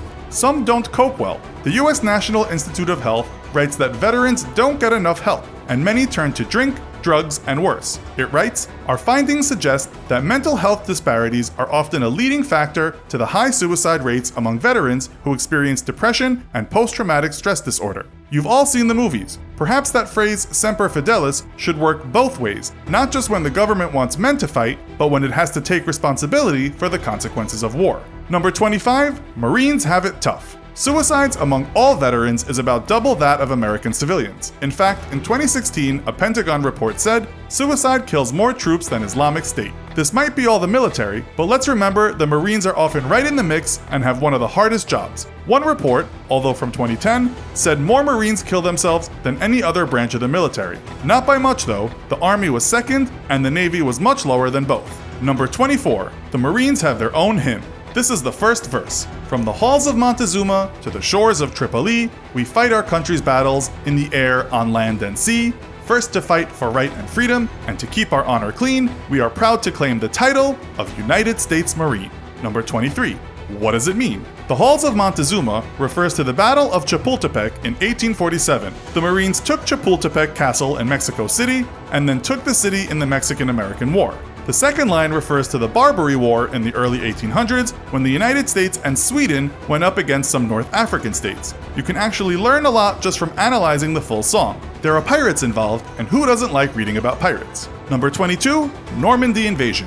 One of the things some people find strange is that it was the American army who made up most of the Normandy invasion and not the Marines. Storming the land from the sea, isn't that what the Marines are trained to do? The reason was simply about numbers. The army had 89 divisions in the war, and the Marines had just 6. The Marines were scattered around the world, especially the Pacific, and the army had enough troops for the invasion. Number 21, Marines in other worlds. It's often Marines that are depicted fighting on other planets. They ended up in the film Aliens, in the movie Avatar as the Jarhead clan, and also in the video game Doom. Number 20, How to Save Your Friends. A Marine called Jason Lee Dunham was posthumously given the Medal of Honor for an act of valor. The Marine serving in Iraq with the 3rd Battalion 7th Marines threw himself on a grenade and tried to cover it with his helmet. It exploded and he was very seriously hurt. His comrades, however, were not seriously hurt. Dunham was evacuated, but his injuries were grave and his life support was turned off in 2004. During the posthumous presentation of the Medal of Honor, the first few lines read, "For conspicuous gallantry and intrepidity at the risk of his life above and beyond the call of duty." Number 19, Getting There Fast. In 2002, the US Air Force and the Marines began a project called Small Unit Space Transport and Insertion, the acronym being SUSTAIN. The object was to be able to deploy Marines anywhere on the planet within just 2 hours or less. Suborbital spacecraft would be used to make this happen. "We've batted ideas back and forth," said one of the main people involved regarding the challenge. "We can't find how the program has progressed recently." Number 18, Bambi was a Marine. The kid that did the voice for the cute deer Bambi, an animated movie made back in 1942, became a Marine. His name is Donald Donnie Roan Dunnigan. He's 83 today, but in his younger days, post-Bambi, he served in the Marines and was awarded a Bronze Star and 3 Purple Hearts. That's a tough little deer. Number 17, No Girl Left Behind. In the book Goodnight Saigon by Charles Henderson, it's written that during the evacuation of Saigon by American troops in 1975, one Marine called Gregory Hargis drove a truck full of prostitutes to an airstrip and put them on a C-141.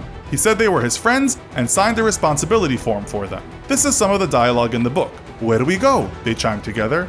"You go stateside," Hargis called back.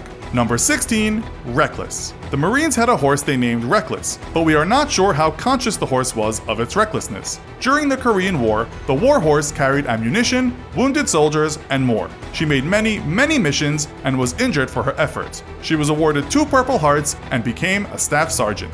Number 15, Hard Times. The New York Times reported in 2009 that when times are tough economically in the USA and the Marines have enough recruits, they would change their ads. Rather than tempt folks to join, they would make Marine life look really hard. When numbers fell, expect to see more enticing ads. Number 14, Peyote. Again, from the New York Times, there's a report in 1997 that tells us Native Americans were allowed to take peyote. containing the psychedelic drug mescaline in the Marines in spite of anti-drug policies. It was decided they could on the grounds of their religion, but not on the battlefield, of course. Number 13, feed your head. The Marines are given a reading list. Marines must read history, some biographies, and lots about war. They must also read the US Constitution. It states on the Library of the Marine Corps website, "I want Marines to read beyond the list too, especially paying attention to current events, science, and technology, and what our potential adversaries are up to around the world."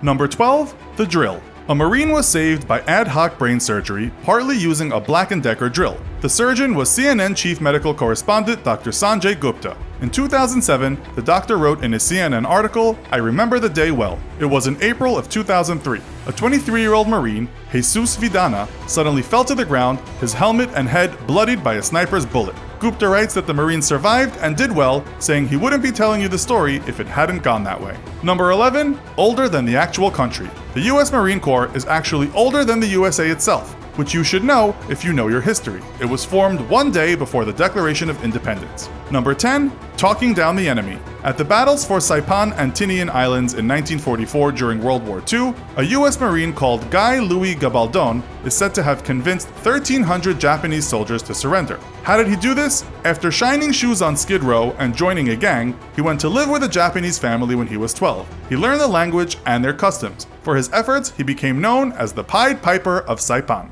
Number 9, raising the flag. One of the soldiers from that famous moment in history when soldiers raised the American flag on Mount Suribachi during the Battle of Iwo Jima in World War II was actually colorblind. It's said he got in the Marines by memorizing what another man had said in the tests. He was killed in action a week after that flag was raised. Number 8, look smart. Stars and Stripes writes that when Marines are in uniform, they should always be well groomed. But another thing they are told not to do is put their hands in their pockets. Again, if you are in the field and it is cold and you don't have gloves, common sense says put your hands in your pocket. But you better not do it in garrison, said Mary Boyd of the Marine Corps Uniform Board. But what if you have an itch in a certain spot? Stars and Stripes didn't ask that question. Number 7, and if it rains. Male Marines are not allowed to carry umbrellas. This was called a silly rule by some American media after conservatives were apparently outraged at a photo of a Marine holding an umbrella over President Barack Obama. By the way, female Marines can hold umbrellas. Number 6, drinking snake blood. Every year, American Marines visit Thailand and do all kinds of jungle exercises. It's known as Cobra Gold and is a big deal in the Thai media. It culminates with US Marines cutting off a cobra's head and drinking its blood. Number 5, the hidden pin. Some Marines have a pin with their next rank they could be promoted to somewhere on their uniform, but they often keep that pin covered. Number 4, cake time. During the Marine Corps birthday, every year, there is a cake. The first piece is given to the guest of honor, the second to the oldest Marine at the party, and the third to the youngest Marine. We guess then it's a free-for-all. Number 3, the band. The Marines have had a band since 1798, which has been performing for American presidents at their inauguration since Thomas Jefferson in 1801. It's called the President's Own. It's usually pretty formal music, although Theodore Roosevelt's daughter Alice asked the band to perform a Scott Joplin ragtime number.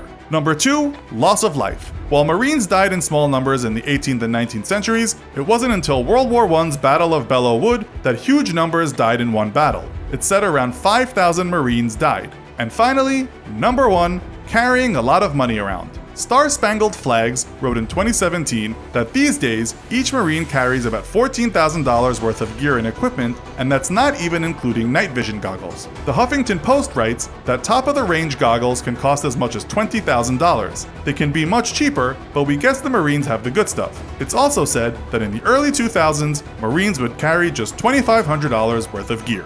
The aircraft carrier, the mightiest weapon in any Navy's arsenal, an uncontested ruler of the high seas. But it wasn't always this way, and when they were first developed, aircraft carriers were more a curiosity than a real weapon of war. Hello and welcome to another episode of the Infographic Show. Today we're taking a look at the evolution, history, and some things you might have never known in 50 surprising facts about aircraft carriers. 50. Aircraft carriers are basically floating airfields, so they're a little hard to hide. But in World War II, the Japanese did just that, developing 3 submersible aircraft carriers that could carry 3 planes each and cruise just below the waves. Innovative, but ultimately ineffective. They had little impact on the war. 49. U.S. supercarriers are called that for a reason. One U.S. supercarrier has a larger air force than 70% of all countries in the world. 48. The U.S. Navy has over 2,000 aircraft, which makes it by itself the world's fourth largest air force after China and before India. 47.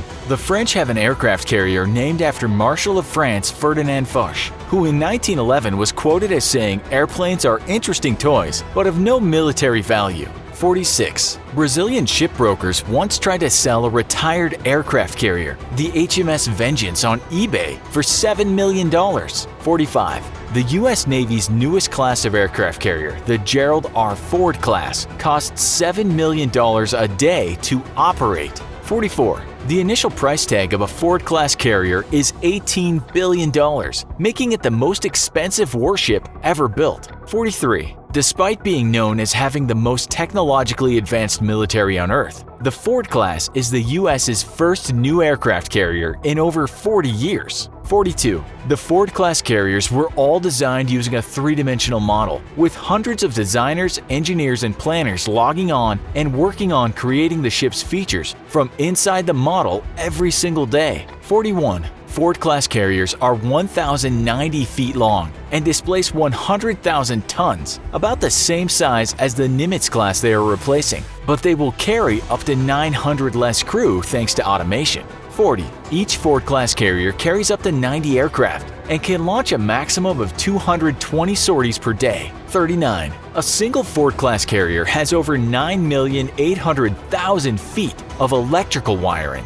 38. Ford-class carriers aren't just the ultimate guardians of the ocean, they're also committed to keeping them clean. All of the solid waste generated by its crew of about 4,200 sailors will be vaporized with superheated plasma. 37. A nuclear-powered aircraft carrier can operate for more than 20 years without refueling. 36. Besides the US, only one other nation has ever built a nuclear-powered aircraft carrier: France. 35. China's first aircraft carrier, the Liaoning, was originally a decommissioned Soviet carrier, which China bought from Ukraine via a front company pretending to want to use the carrier as a floating casino. 34.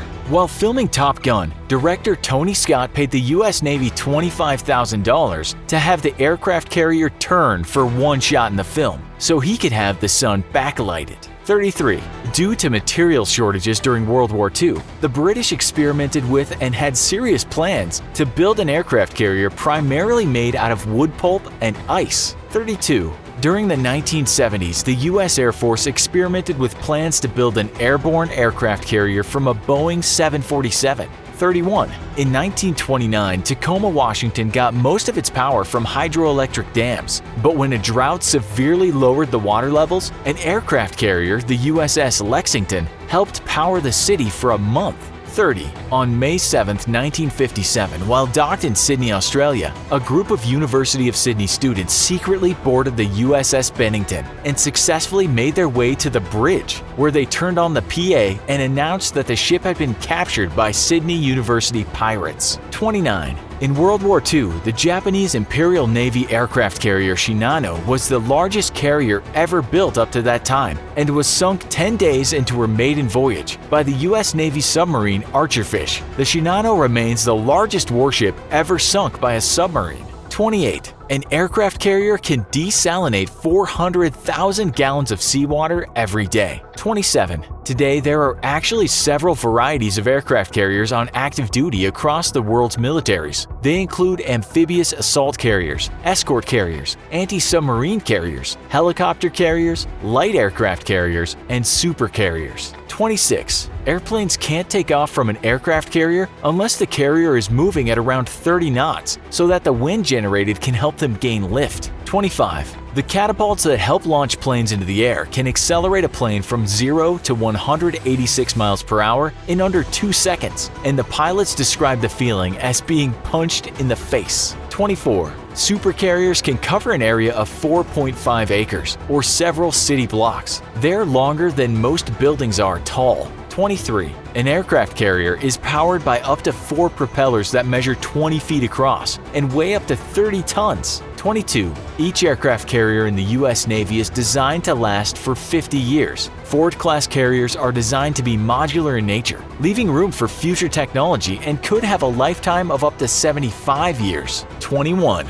To land on a carrier, a pilot needs to snag one of 4 arresting wires with his plane's tailhook. But because the runway is so short, pilots actually have to accelerate their aircraft at full throttle the moment they touch down in case they missed a wire, so they don't go crashing into the ocean at the end of the runway. 20. Each arresting wire is made of extremely high tensile steel and can stop a 54,000-pound aircraft going 149 miles per hour in just 2 seconds. 19. In 2016, an arresting wire snapped aboard the U.S. carrier Dwight D. Eisenhower while attempting to bring an E-2C Hawkeye to a stop. The snapped wire sped across the deck and injured 8 sailors, resulting in broken bones and a cracked skull. 18. Pilots say that landing on a moving carrier in the middle of the night amidst a pitching sea is about the scariest thing a person can do. 17. A miniature city. Each aircraft carrier has multiple decks where it can do everything from house crew to repair aircraft and store missiles and bombs, basically making them a self-sufficient air force. 16. At the end of their service lives, aircraft carriers are either completely refitted and modernized before being put back to sea or sold to friendly nations. Rarely, they might be scrapped completely. 15. Aircraft carriers typically conduct strike missions, air superiority patrols, anti-submarine patrols, air traffic control, and airborne early warning missions, often all of them simultaneously. 14. Nuclear carriers are powered by nuclear reactors, which produce heat through nuclear fission, which in turn boils water and generates steam, which creates electricity. In essence, nuclear carriers are actually steam-powered, and their engineering would be familiar to any mechanic from the Industrial Revolution. 13. A Nimitz-class carrier is powered by 2 nuclear reactors and delivers 260,000 horsepower to 4 propellers. 12. Nimitz-class carriers each cost about $4.5 billion, or 1/4 the price of a single Ford-class carrier. 11. C-130 Hercules aircraft are some of the largest transport planes in the world and can both take off and land on a modern supercarrier. 10. France is the only other nation beside the US with a supercarrier. 9. The Navy's 10 current supercarriers all have 900 aircraft between them. 8. Aircraft carriers are the most powerful weapons in the world. In 1990, US President Bill Clinton famously remarked, "When word of crisis breaks out in Washington, it's no accident that the first question that comes to everyone's lips is, where's the nearest carrier?" 7. Aircraft carriers are considered sovereign territory for the nation they belong to, even when docked. 6. Carriers are never deployed alone, but work while leading a battle group of at least 6 ships. A typical U.S. battle group consists of at least 1 destroyer, 1 frigate, 2 attack submarines, 2 guided missile cruisers, 1 guided missile destroyer, and a logistical support ship. 5. A U.S. battle group has more firepower at its disposal than most militaries on Earth. 4. During the Cold War, the Soviet Union considered American battle groups such a dire threat that they predicted the only way to defend against them would be by use of tactical nuclear weapons, risking an escalation to full-blown nuclear war. 3. A U.S. carrier air wing consists of 3 squadrons of FA-18 Hornets for air superiority and ground attack, 1 squadron of F-14 Tomcats for fleet air defense and ground attack, 1 squadron of S-3B Vikings for airborne refueling, command and control, electronic warfare, and surveillance, 1 squadron of EA-6B Prowlers for electronic warfare, 1 squadron of E-2C Hawkeyes for long-range early warning and control, and 1 squadron of SH-60 Seahawk helicopters for anti-submarine warfare, general utility, and assault operations. 2. The flight crew of a Nimitz-class carrier can launch 2 aircraft while simultaneously landing a third every 37 seconds during daylight and every 60 seconds at night. 1. At 11:01 a.m. on January 18, 1911, U.S. pilot Eugene Ely landed a Curtiss Pusher aircraft on a specially built platform aboard the USS Pennsylvania, thus birthing the concept of an aircraft carrier. The U.S. Navy's submarine force is known as the Silent Service. quiet, deadly, and utterly secretive. They represent everything that makes these weapons of war the most feared by sailors on the high seas, with nations around the world fielding submarines ranging in size from half of that of an aircraft carrier to barely the length of a school bus. These undersea terrors are as versatile as they are deadly. Hello and welcome to another episode of the Infographic Show. Today, we're taking a look at 50 incredible facts about the history, development, and deployment of submarines. 50. L. Ron Hubbard, founder of Scientology, served in the U.S. Navy during World War II and was briefly made a commander of the small submarine chaser USS PC-815, during which he claimed to have sunk 2 Japanese submarines off the coast of Oregon, though a subsequent investigation concluded there was no evidence of any subs in the area. 1 month later, he was relieved of duty for shelling Mexican territory, and supervisors recommended he be assigned duty on a large vessel where he can be properly supervised.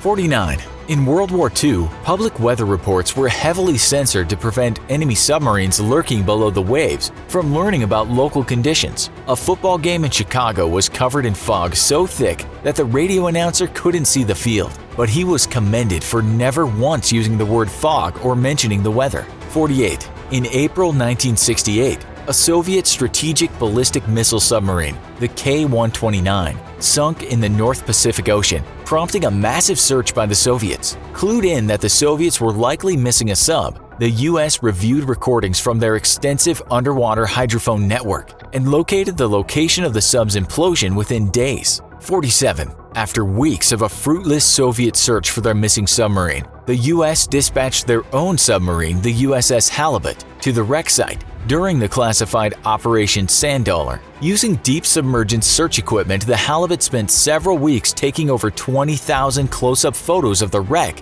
of K-129. 46. Wanting to recover the Soviet wreck in order to pilfer its secrets, the CIA enlisted the aid of American billionaire and known eccentric Howard Hughes, who acted as a front for the construction and deployment of a specially built ship, which would lower a claw to the seafloor and lift the destroyed sub to the surface. 45. Under the pretense of mining manganese nodules from the ocean floor, the Glomar explorer then set off to the location of the wreck and succeeded in lifting up a portion of the forward hull, recovering 2 nuclear torpedoes, sonar equipment, code books, and the bodies of 6 Soviet sailors. 44. The CIA considers the recovery of Soviet submarine K-129 one of its greatest Cold War successes, and the bodies of the 6 Soviet submariners were given a burial at sea with full military honors by American seamen. Video of the burial ceremony was given to the Russian government in 1992 as a diplomatic gesture. 43.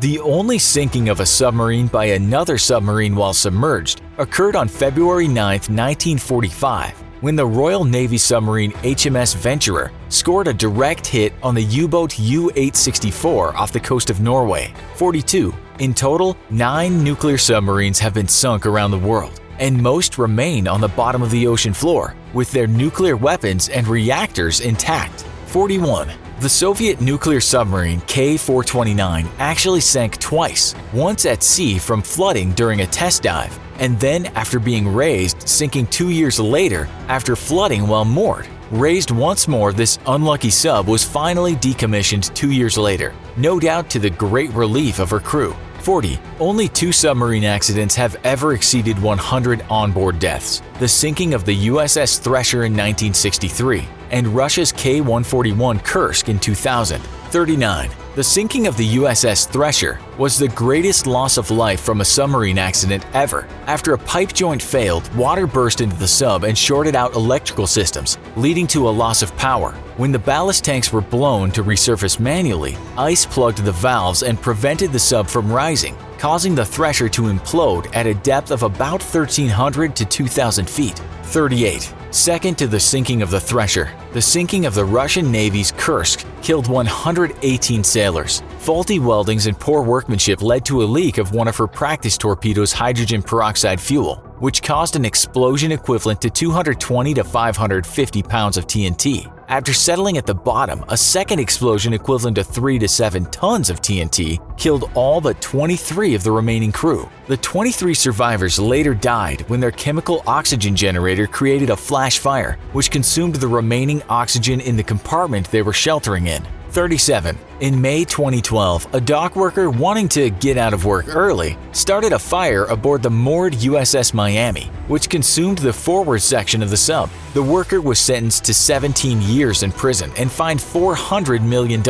which we're sure he promptly paid off. 36. During the Cold War, Finland developed 2 advanced submarines in cooperation with the Soviet Union. Fearful of advanced submarine technology making its way into Soviet hands, the US secretly threatened Finland with severe economic sanctions if it continued its partnership, which Finland promptly terminated. 35. Sound travels very easily through water, so submarines rely primarily on sonar to locate their prey. Experienced sonar operators are extremely valuable to any navy and have learned to identify different classes of ships by the sound of their engines and propellers. 34. Computers are even better at identifying ships by the sounds they make than humans though, and the most advanced sonar systems can even identify individual vessels by the unique sounds they make due to their specific construction, variations in materials, and tiny flaws or imperfections in their engines or propellers. 33. In order to not give themselves away, submarines rarely engage their own sonar and instead sit quietly for hours or even days listening to the sound of the ocean around them until an enemy gives themselves away by turning on their own sonar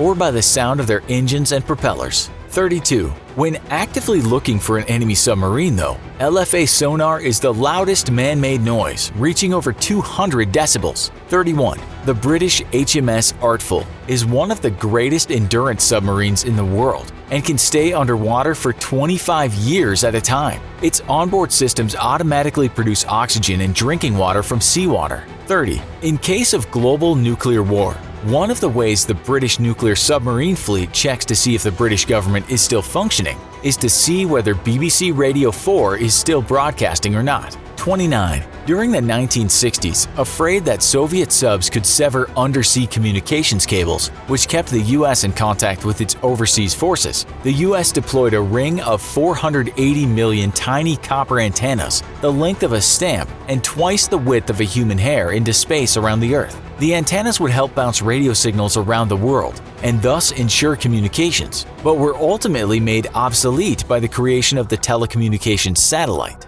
28. Each British nuclear ballistic submarine contains a sealed and unopened letter of last resort from the current Prime Minister, housed in a nested safe. The letters are handwritten instructions from the Prime Minister, which the captain of each sub is instructed to open only if the British government has been wiped out. The letters are destroyed after each new Prime Minister takes office and replaced with a new one. Only the British PM knows the content of the letters, but it's thought that they include commands for the captain to A. Retaliate with nuclear weapons, B. Not to retaliate, C. Use his or her own judgment, or D. Place the submarine under command of the US or Australia. 27. Submarines are the stealthiest ships in the sea, so stealthy in fact that in 2009, 2 British and French nuclear submarines collided with one another because they couldn't detect each other. 26. After the end of World War I, a German submarine washed up onto a beach in Hastings, England. 25. On February 23, 1942, the Japanese submarine I-17 surfaced near Santa Barbara, California, and attempted to shell an aviation fuel facility with its deck gun. Doing little to no damage, the shelling helped prompt the internment of Japanese Americans for fear of enemy collaborators. 24. In 1998, a North Korean midget sub and her crew were lost when they became entangled in a South Korean fishing net. When fishermen notified the South Korean authorities, a South Korean ship secured the stranded submarine and began to tow it to port, only for the ship to be scuttled by the crewmen sealed inside, who then committed suicide. 23. Half of the United States' entire nuclear arsenal is stored aboard 14 ballistic missile submarines. 22. The third leg of the nuclear triad, after ICBMs and nuclear-capable bombers, submarines are the third element of modern nuclear deterrence. Because of their stealthiness and the ability to hide close to enemy shores, submarine-launched nuclear missiles are the most survivable element of the nuclear triad. 21. Each of the U.S.'s 14 Ohio-class ballistic missile submarines carries up to 20 nuclear missiles tipped with 8 100-kiloton nuclear warheads. 20. An Ohio-class Trident nuclear attack missile can independently target each of its 8 warheads, striking 8 targets per missile. Altogether, a single Ohio-class submarine can destroy 160 cities or military bases. 19.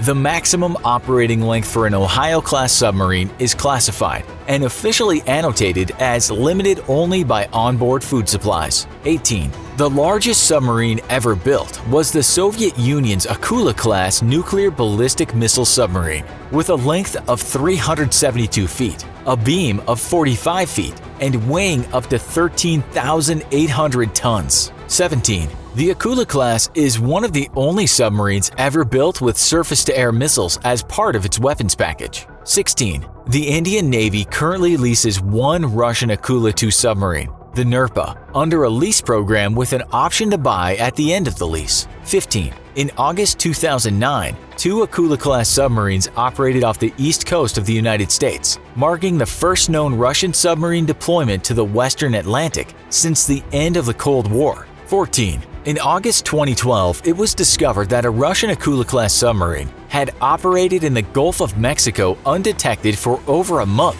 sparking controversy within American military and political circles. 13.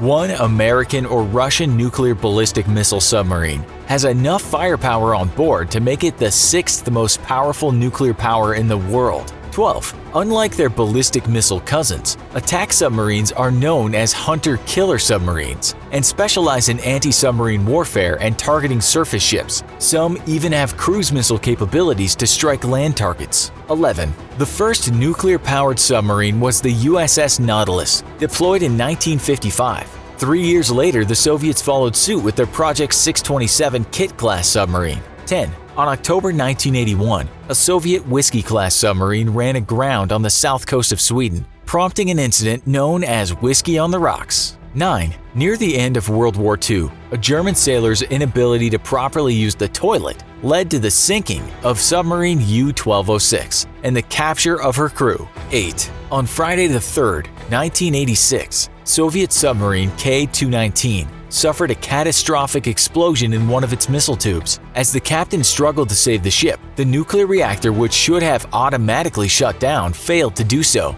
20-year-old Sergei Preminin volunteered to enter the reactor room and shut down the reactor manually, which he did. However, water pressure difference between his sealed compartment and the rest of the ship prevented the crew from opening the door, and Preminin asphyxiated inside the sealed compartment. He was posthumously awarded the Order of the Red Star for his bravery. 7. After the sinking of K-219, a Soviet research ship located the wreck and discovered that its entire complement of nuclear weapons was missing. To this day, their location is unknown.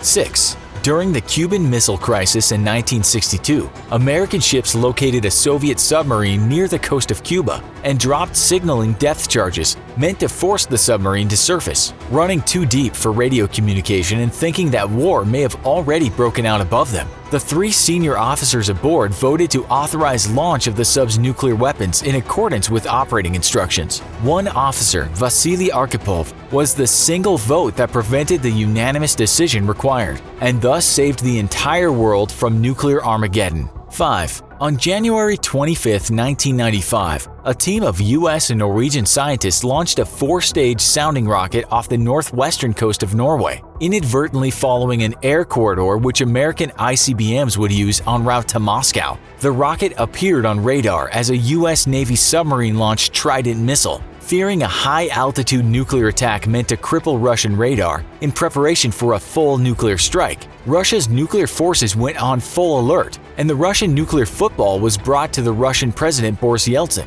who had to decide whether or not to immediately launch a retaliatory nuclear strike against the United States. Thankfully for us, he did not. 4. Per U.S. Navy tradition, no U.S. submarine is ever considered lost if it fails to return. It and its crew are still considered to be on patrol. 3. During World War II, 2 New Zealand trawlers came across a Japanese submarine that outweighed them by 1,000 tons. Refusing to back down, the 2 fishing vessels repeatedly rammed the much larger submarine until they beached it, allowing the U.S. to capture it and vital Japanese codebooks. 2. The U.S. Navy operates a secretive submarine base in a remote lake in northern Idaho, where it develops stealth submarine technology far from prying eyes. It's believed that an underground waterway to the ocean allows it to secretly deploy submarines straight to the Pacific.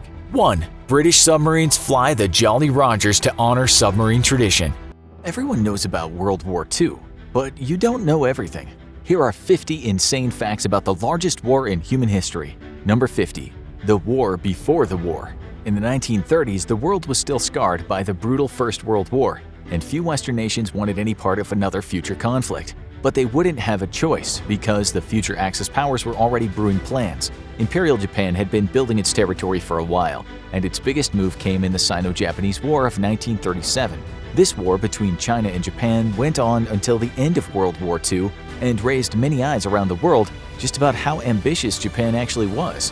But it wasn't the only Axis power planning for wars. Number 49. PR offensive. Unlike Japan, Germany was in no state to think about another war in the 1930s. Not that it stopped them. The devastating economic fallout after their first loss in the First World War was used by the Nazis as a motivation. While Hitler was rolling out the PR offensive to the world with one hand, including hosting the Olympics, the Nazi leader was also arming up. The 1930s were a time of heavy investments in the military for the Nazis. So when they started their march against Europe, everyone was surprised by just how powerful they'd gotten. But the Nazis weren't originally called that. Number 48. Damn Nazos? By now, the term Nazi had become shorthand around the world for a force of pure evil. But when the party first started pitching their gospel of hate, they were simply called the National Socialist Parties. Nazis wasn't even their preferred nickname. They called themselves the Nazos. So where did the term Nazi come from? It was coined by journalist Konrad Heiden, who derived the nickname from a Bavarian word that was a synonym for stupid or simple-minded. Somehow, the Nazis didn't notice. But not everything about the Nazis was originally evil. Number 47. An appropriated symbol. As the Nazis waved it around Europe and plastered it on their war machines, the swastika became a symbol of evil. Everyone was horrified, including those for whom it had a very different meaning. Although it was usually aligned differently, the swastika began as an ancient religious symbol that got its name from the Sanskrit word for a hooked cross. It typically meant fertility and good fortune, and was found in ancient civilizations around the world from Greece to India. Many of those who used it in religious rites have since called for its removal due to painful associations with the Nazi regime. And as war grew closer, some interesting experiments began. Number 46. Unleash the Death Ray! Robert Watson Watt was a British engineer who was a pioneer in radio technology. And when word got around of a Nazi death ray being built, people went to him. Was it really possible to build a machine that could down airplanes using radio waves? Watson Watt looked into it and determined the answer was no. But his research wasn't all for nothing. In the late 1930s, Watson Watt's research led to quantum leaps in radar technology, which made it easier for British troops to identify German planes and U-boats. But another technique to avoid war didn't go so well. Number 45. Pinky promise? The governments of Europe were desperate to avoid war, so they made several concessions to Hitler. The most significant were territorial concessions out of Czechoslovakia, whose leadership was not even invited to the peace summit. Hitler promised to abide by the terms of the treaty up until the moment he didn't. The last straw was when he went ahead and invaded Poland, crossing the red line Britain had set. That was enough for Britain to declare war on September 3, 1939, starting World War II. But did Britain itself have a hand in it? Number 44. The scapegoat? For decades since, historians have debated the legacy of then Prime Minister Neville Chamberlain, whose name has become synonymous with surrender. His detractors say he gave away the store to Hitler for no benefit. His defenders say he was acting in good faith and everyone in Europe was taken aback by just how ruthless Hitler was. But the verdict then was swift. Chamberlain was ousted before the next general election by his party, and he was replaced as Prime Minister by Winston Churchill. But Hitler had been planning for war for a long time before that. Number 43. The Dark Pact. Adolf Hitler and Joseph Stalin couldn't have been more different. One represented a fascist regime, and the other was the current leader of the communist revolutionaries who took over Russia. But they had one thing in common: a dislike for the democracies of Western Europe. In the months before Hitler's invasion of Poland, the two countries signed a non-aggression pact. that detailed how they would divvy up Eastern Europe. But like most things with Hitler, it couldn't be trusted for long. But for the time being, the war wasn't much of a war. Number 42. Overwhelmed. Poland fought hard at the start of the war, but they were fighting two much larger, better-equipped nations that were determined to overrun them. In September and October of 1939 alone, as the invasion began, Poland saw its forces devastated. Not only were 70,000 soldiers killed and more than 500,000 taken captive, but the fight against the Russians on the other front was just as bad. The Poles lost 50,000 men on their eastern front, while the Russians lost less than 1,000. But surprisingly, not everyone was united in how to respond. Number 41. War or not? Britain declared war on Germany after the invasion of Poland, but the front was far away and the early moves of Britain were less than inspiring. The Royal Air Force mostly dropped propaganda leaflets over Germany in what would be known as the Phony War. Both in Britain and America, which was not involved in the war yet, there were many people who wanted no part of another war and advocated for isolationism. But it wasn't always wins for Germany and its allies right away. Number 40. Defeat in the north. Russia was looking to expand its territory, and it wasn't long before they launched an invasion into the neighboring country of Finland. This would have given Russia a beachhead in Scandinavia and a massive strategic advantage. But the Finns had another idea. Their well-trained army knew the snowy region and had some of the best snipers in the world. It wasn't long before the Soviets were on the run. This invasion also led to their expulsion from the League of Nations. However, Soviets' persistence would eventually lead Finland to signing a peace settlement. But the biggest front yet in World War II was about to launch. Number 39. Mon Dieu! Hitler's march across Europe concerned his neighbors, but many of them thought that he would eventually be satisfied. Then in 1940 came a line that no one could ignore: the invasion of France as Hitler crossed the Maginot Line. German forces advanced into France through Luxembourg and Belgium, overwhelming the French troops and leading to mass evacuations. It was the biggest German advance of the war yet, as the Nazi troops used armored vehicles and planes to gain territory in a hurry. It led to one of the biggest refugee crises in history. Number 38. Chaos at Dunkirk.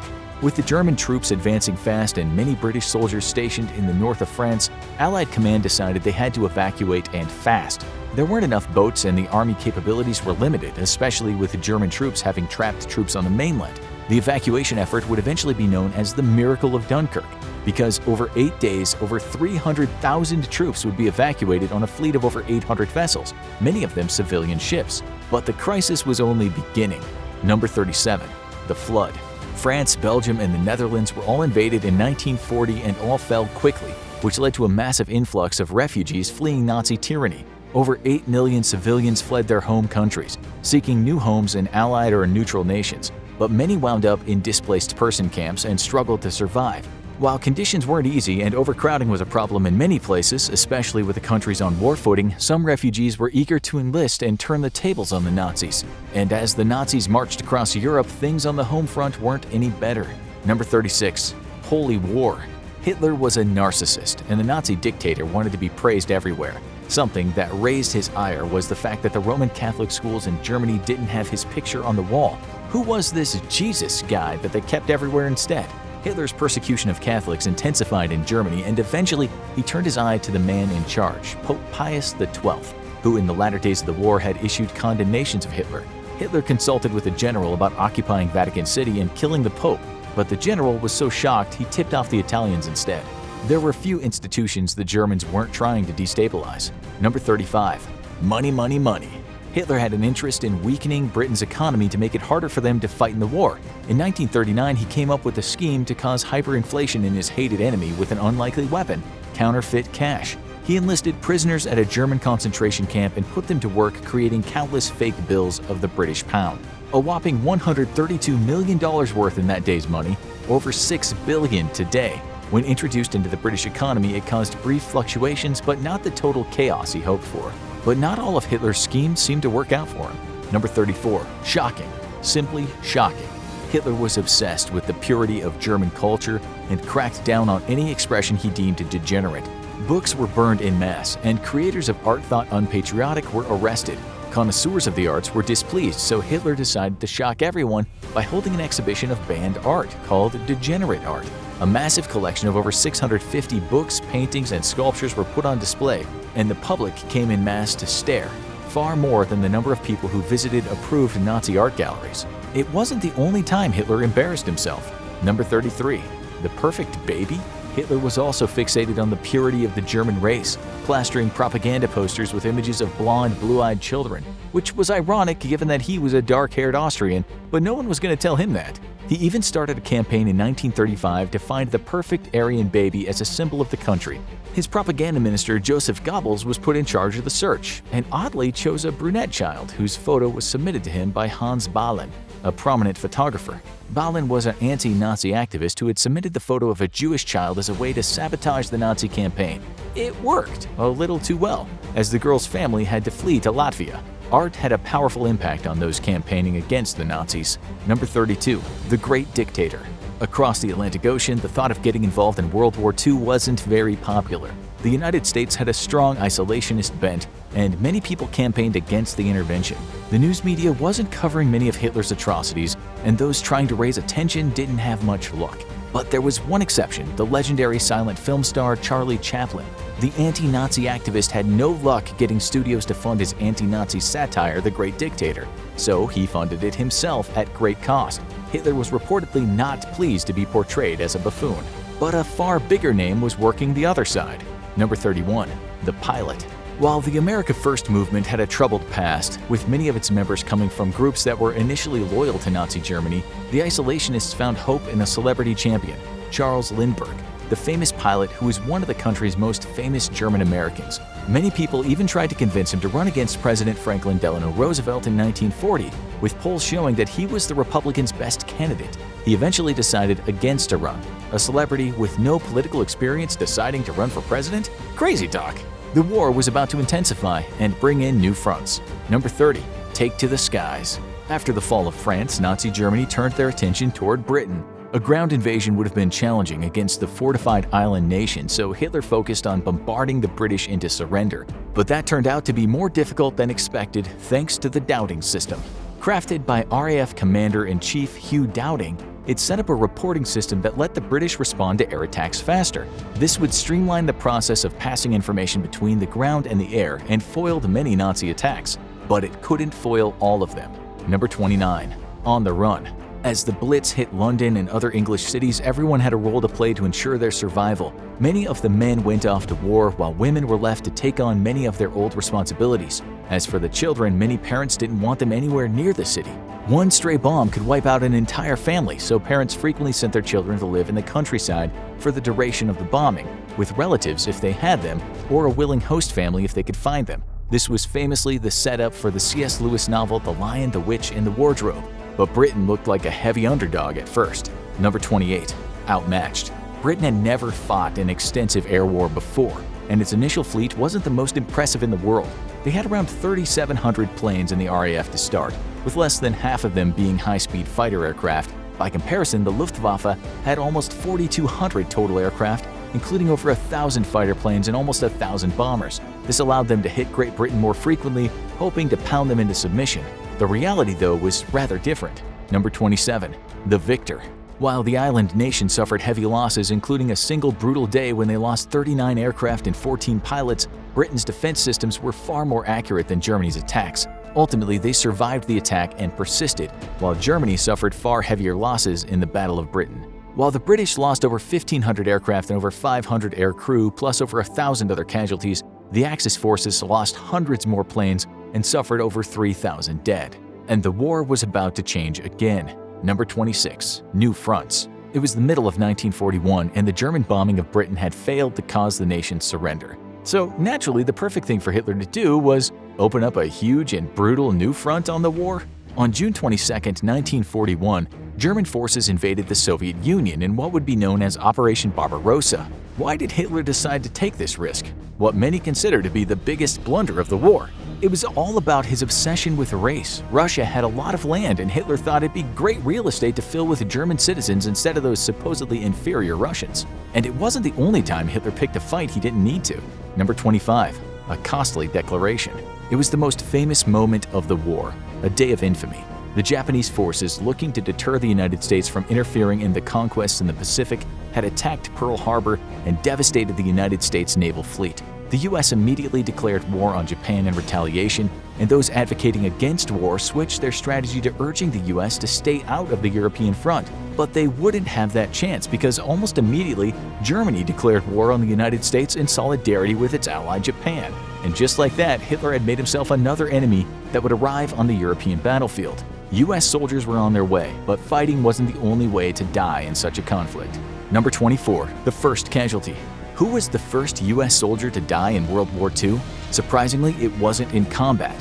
His name was Robert N. Losey, an Iowa native who worked as an aeronautical meteorologist. He was serving as a military attaché in 1940 during the German invasion of Norway. While working to evacuate American diplomats from the country, he was caught up in a bombing raid, becoming the first American soldier to die on the European front, over a year and a half before the bombing of Pearl Harbor. One unit of soldiers wore uniforms that would cause a double take. Number 23. Wrong uniform. The 45th Infantry Division was as American as they came, containing soldiers from Oklahoma, New Mexico, Colorado, and Arizona. Those areas all had a large Native American population, which influenced the unit's choice of uniform. They all wore a pin that contained a proud eagle, atop a swastika. The Nazi symbol was a commonly used symbol of good luck among Native American groups, and no one raised an eyebrow until the 1930s. But there wouldn't be any unfortunate cases of mistaken identity when the unit was deployed. By 1939, they'd replaced the symbol with the Native American Thunderbird. It wasn't the only pre-war symbol that changed. Number 22. Hitler loves America? Being the dictator of an empire comes with some advantages, especially when you determine what's essential war spending. Hitler had secret fortresses and compounds built for himself, but he also traveled in style, on his own private train. It was basically a mobile compound with a conference room, a bedroom, and a dining room, and its initial name, America. Needless to say, that became awkward by the time the American forces were the ones targeting the train, and the name was eventually changed to Brandenburg in 1943. Some changes might seem less essential. Number 21. No hamburgers here. America's a melting pot with multiple generations of immigrants influencing its culture and its language. And as the country went to war with Germany, people were surprised to realize just how many common words had German roots. Probably the most common example, the good old-fashioned hamburger, which got a name change to Liberty Steak in many locations. Of course, it was the same dish, which made it a little pointless. Freedom fries to go with your Liberty Steak. Food and drink could be oddly important to the war effort. Number 20. Gotta have my Coke. During the war, U.S. manufacturing operations focused on essentials. They made sure the troops had ammo, armor, supplies, and soda? The Coca-Cola Company's signature drink was beloved by troops, and the company showed its support for the boys in uniform by setting up manufacturing plants in North Africa. This allowed them to ship millions of bottles of Coke across the Mediterranean to the soldiers, and helped to improve the company's image and cemented the brand as a household name for years to come. But the tide of the battle was turning, and it was getting bloody. Number 19. The worst battle. Hitler had made a critical misjudgment when he invaded Russia. Napoleon could have told him that you never invade Russia, but neither side was prepared for just how brutal that front would be. The German forces were superior and were able to inflict massive casualties on the Russians, with the country suffering a shocking 21 million casualties by the end of the war. But they were fighting on their own turf, had superior numbers, and inflicted massive pain on the Germans, with 80% of German casualties in the war coming from the Eastern Front. And as the war turned against him, Hitler became increasingly paranoid. Number 18. Death in the ranks. Hitler was surrounded by powerful people who advised him on the war effort, but he didn't like the advice he was hearing. It was very common for him to turn on people who questioned him and cast them out of the party, with even elite Nazi officials like Werner von Braun finding themselves on outs in the last days of the war. Most famously, he executed a shocking 84 of his generals over the course of the war, although most of them were actually plotting against him. And can you blame them? Most famously, Hitler was nearly killed by his own men. Number 17. Operation Valkyrie. In the last year of the war, Hitler was becoming increasingly erratic, and many of his military inner circle believed that he was actively sabotaging the war effort. For one thing, he kept on killing his own scientists. Led by Klaus von Stauffenberg, a group of Nazi insiders planned to kill Hitler with a bomb plot at his secret compound. But a sudden change in seating arrangements led to the bomb only injuring Hitler, and most of the collaborators being executed. Even his renowned general Erwin Rommel was caught up in it, bringing a sudden end to his military career. Some of Hitler's plans were just genuinely bizarre. Number 16. Bugging England. In the early days of the war, the Nazis were considering unconventional attacks on their enemy, and one tactic was smaller than usual, with more legs. The Nazis looked at weaponizing the Colorado potato beetle, a notorious pest of potato crops. They would drop a mass number of the bugs on British farmland, devastating their food supplies and starving the island nation into surrender. But the plan was ultimately dropped for one reason: it wasn't feasible to collect the 40 million bugs needed for the mission. But there were some lines even Hitler wouldn't cross. Number 15. Even evil has standards. The Nazi scientists were hard at work on deadly biological weapons, including enhanced versions of typhoid and cholera. However, when they presented them to the Nazi leader, he didn't approve, and most of the projects never saw the light of day. What offended him about these plans? Hitler had no problems killing millions of civilians, but he was also a World War I veteran, and that war had a brutal biological and chemical warfare component. Maybe it hit a little too close to home, but far more powerful weapons were in development. Number 14. The Nazi A-bomb? It was one of the most persistent rumors after the war. Did the United States just barely beat the Nazis to the atom bomb? The answer is, not really. The Nazis weren't close to finishing a nuclear weapon, but that didn't mean that they didn't make progress on weapons of mass destruction. The Nazis had uranium, and the Japanese could get closer to the US mainland, so the plan was to hit the West Coast with a conventional bomb packed with uranium. But the plan never came to fruition, and the German uranium may have eventually wound up in US hands. But across the ocean on the US mainland, development was heating up. Number 13. The Canadian bomb? Canada was ahead of the US in the war in a lot of ways, entering the Allied powers while the US was still neutral. They even had their own atom bomb project with Britain called the Tuba-Laos Project. It would eventually merge with the United States Manhattan Project to speed up development, with both sides promising to share their information. But the US didn't live up to its end of the deal, and would be another 7 years before Britain successfully developed their own bomb. And ultimately, the first bomb detonated wasn't in combat. Number 12. It's a go. The hope was that the nuclear bomb would lead to the end of the war by delivering a massive punch to the Axis powers. It took a lot of money and manpower to build the bomb, and the Allies wanted to be sure that it would work before dropping it. The first successful test actually took place on US soil at a testing range in the New Mexico desert. It was a massive success, and it horrified one of the men responsible for it, as Oppenheimer quoted a line from a Hindu sacred text: "I have become death, destroyer of worlds." But there was a twist to the first two bombs dropped. Number 11. Alike, but different. The first two nuclear bombs detonated in combat, and the only ones so far, were nicknamed Fat Man and Little Boy. But their size and designations weren't the only differences between the two bombs. They actually used entirely different mechanisms, with Little Boy being powered by the fission of uranium-235, while Fat Man, which was 40% more powerful, used plutonium. Now let's get to some truly shocking facts about the war. Number 10. The good Hitler? William Patrick Stewart Houston was by all accounts a normal British lad growing up in Liverpool. He would eventually immigrate to the United States and serve in the US Navy, but he had a little secret. His father's name was Alois Hitler Jr., Hitler's half-brother. Not only would he fight for the United States against his mad uncle's empire, but he would be awarded the Purple Heart after being wounded in combat. Just another noble German American doing his part against the Axis powers. The Nazis used all sorts of unusual tactics to fund the war effort. Number 9. Who is Max Heiliger? The main purpose behind the Nazi persecution of the Jewish people was Hitler's obsession with race science, but the Nazis weren't above benefiting from it. They looted money, gold, and jewelry from the Jews they arrested and deported. But because many countries were freezing the Nazis out of their banking systems, the SS created a bank account under the name of Max Heiliger, which would allow them to transfer assets undetected. But in some ways, the threat of the Nazi death machine outlasted the Nazis. Number 8. Unholy ground. The Bergen-Belsen concentration camp was a brutal and deadly place where countless people died. It wasn't an extermination camp like some, but the rampant spread of disease and lack of medical care led to many casualties, including Anne Frank. When the camp was liberated in 1945, the plague typhus was so widespread that the Allies decided to burn the place to the ground to contain the spread. But amid the horror, there were heroes. Number 7. The Saviors. Most countries that were invaded by the Nazis quickly saw their Jewish community rounded up and deported or killed, but not Denmark. Denmark had quickly surrendered to the Nazis and allowed themselves to be occupied, and the lack of resistance meant the Nazis gave them more autonomy. That gave them several years before the Nazis began cracking down, and the Danes were able to smuggle the vast majority of their Jewish population to neutral Sweden.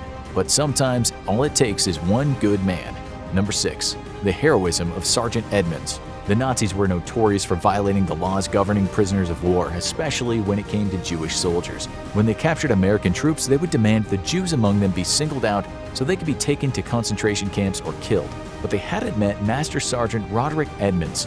When the army man was ordered to identify the Jews amongst the captured POWs, he boldly said that they were all Jews. While this put the entire unit at risk, the Nazis were scared off by the threat of being persecuted for war crimes. Edmonds may have saved as many as 300 people and was eventually honored as one of Israel's righteous among the nations. Some facts of the war are hard to believe. Number 5. The Old College Try. If any Bostonians were fighting the Nazis and saw them on the march, they might get an odd sense of déjà vu. Why does the Nazi Sieg Heil March song sound almost exactly like the Harvard Fight song?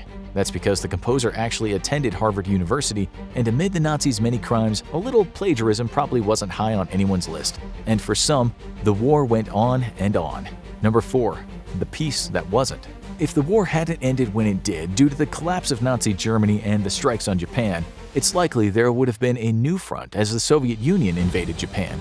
While this war never reached its scale that it could have, the two countries were still at war and still technically are. A formal peace treaty was never signed between the two of them, and negotiations fell apart in 2000 over some islands that Russia had seized. But even amid the carnage, there was some hope. Number 3. In the Blood. While World War II was the most bloody war in human history, it did have a high number of soldiers who actually came home after surviving serious injuries. What set this war apart? It was the advance in medical technology in one technique in particular.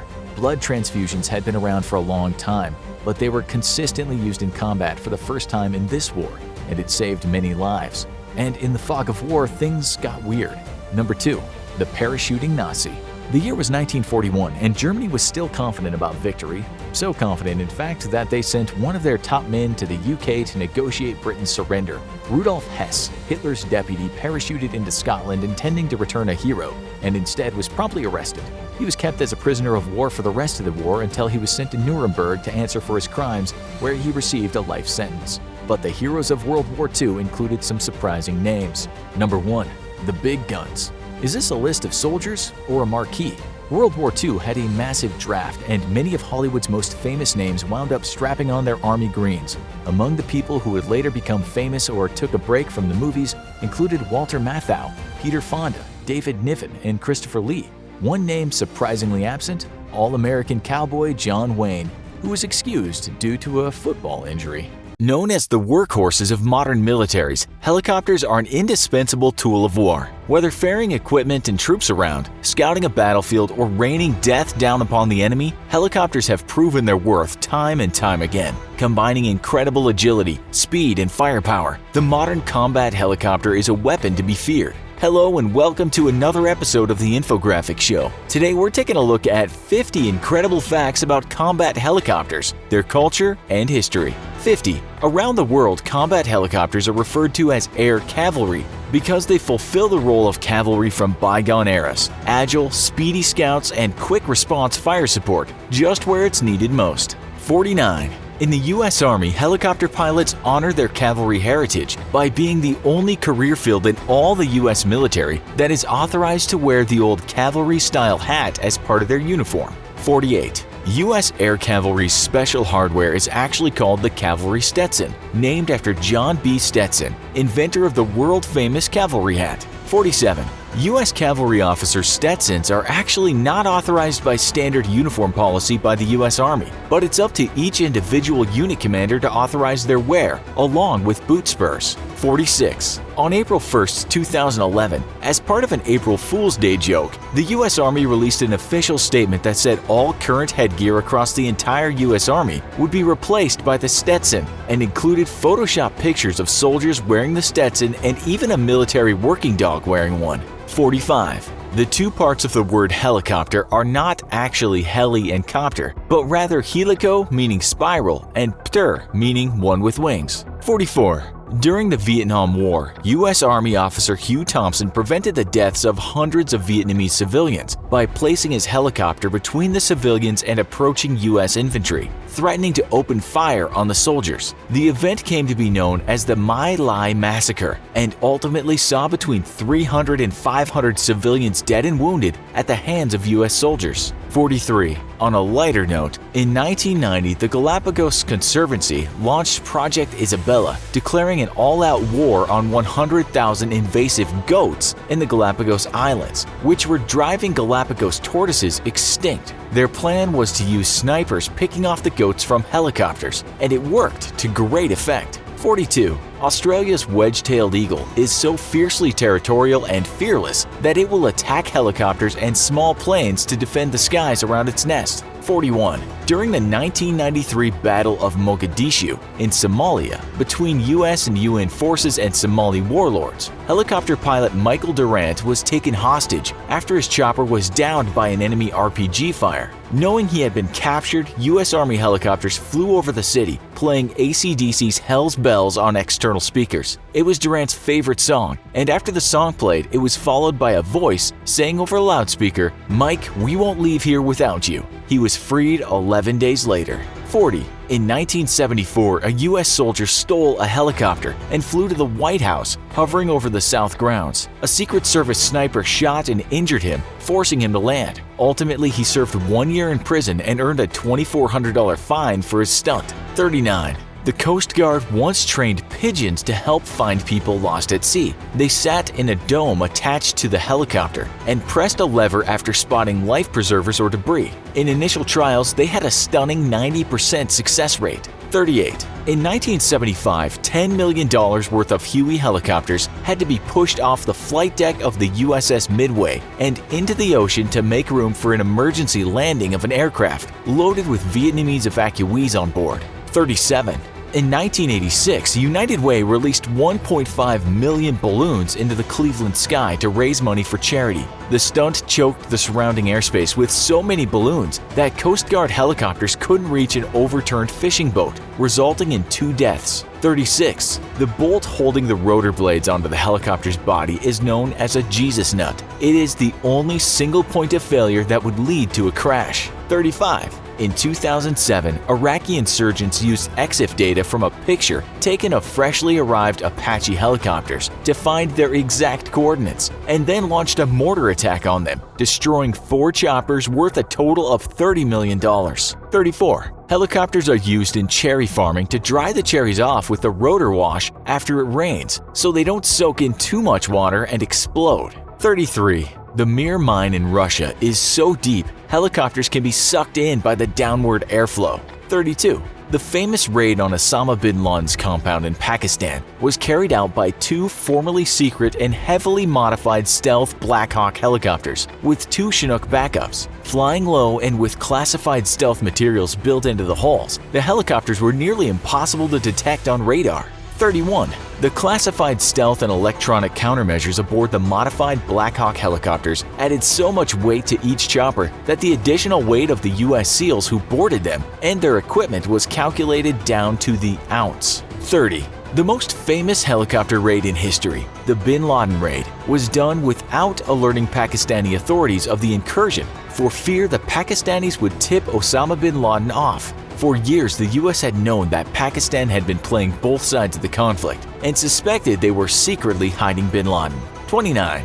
The 2 Chinook helicopters providing backup for the 2 main assault Black Hawks were armed with 7.62mm miniguns and 50 caliber machine guns, along with an additional 24 US Navy SEALs. They touched down 2/3 of the way to the compound and were responsible for engaging and destroying any Pakistani military units responding to the raid. 28. One of the 2 Black Hawks which penetrated the compound experienced a hazardous airflow condition known as a vortex ring state. The higher-than-expected air temperature along with high compound walls stopped the rotor's downwash from diffusing, which compromised the helicopter's ability to generate lift. Its rear rotor grazed the compound wall and the helicopter crashed. 27. The entire raid was over in 40 minutes, and the downed helicopter was packed with explosives and destroyed to prevent the classified technology from falling into Pakistani hands. 26. The Iran-Iraq War of 1980 to 1988 had had the only confirmed air-to-air helicopter battles in history. 25. In 1986, a French woman taught herself how to fly a helicopter and then used a rented helicopter to fly it over a prison and rescue her bank robber husband from the prison roof. 24.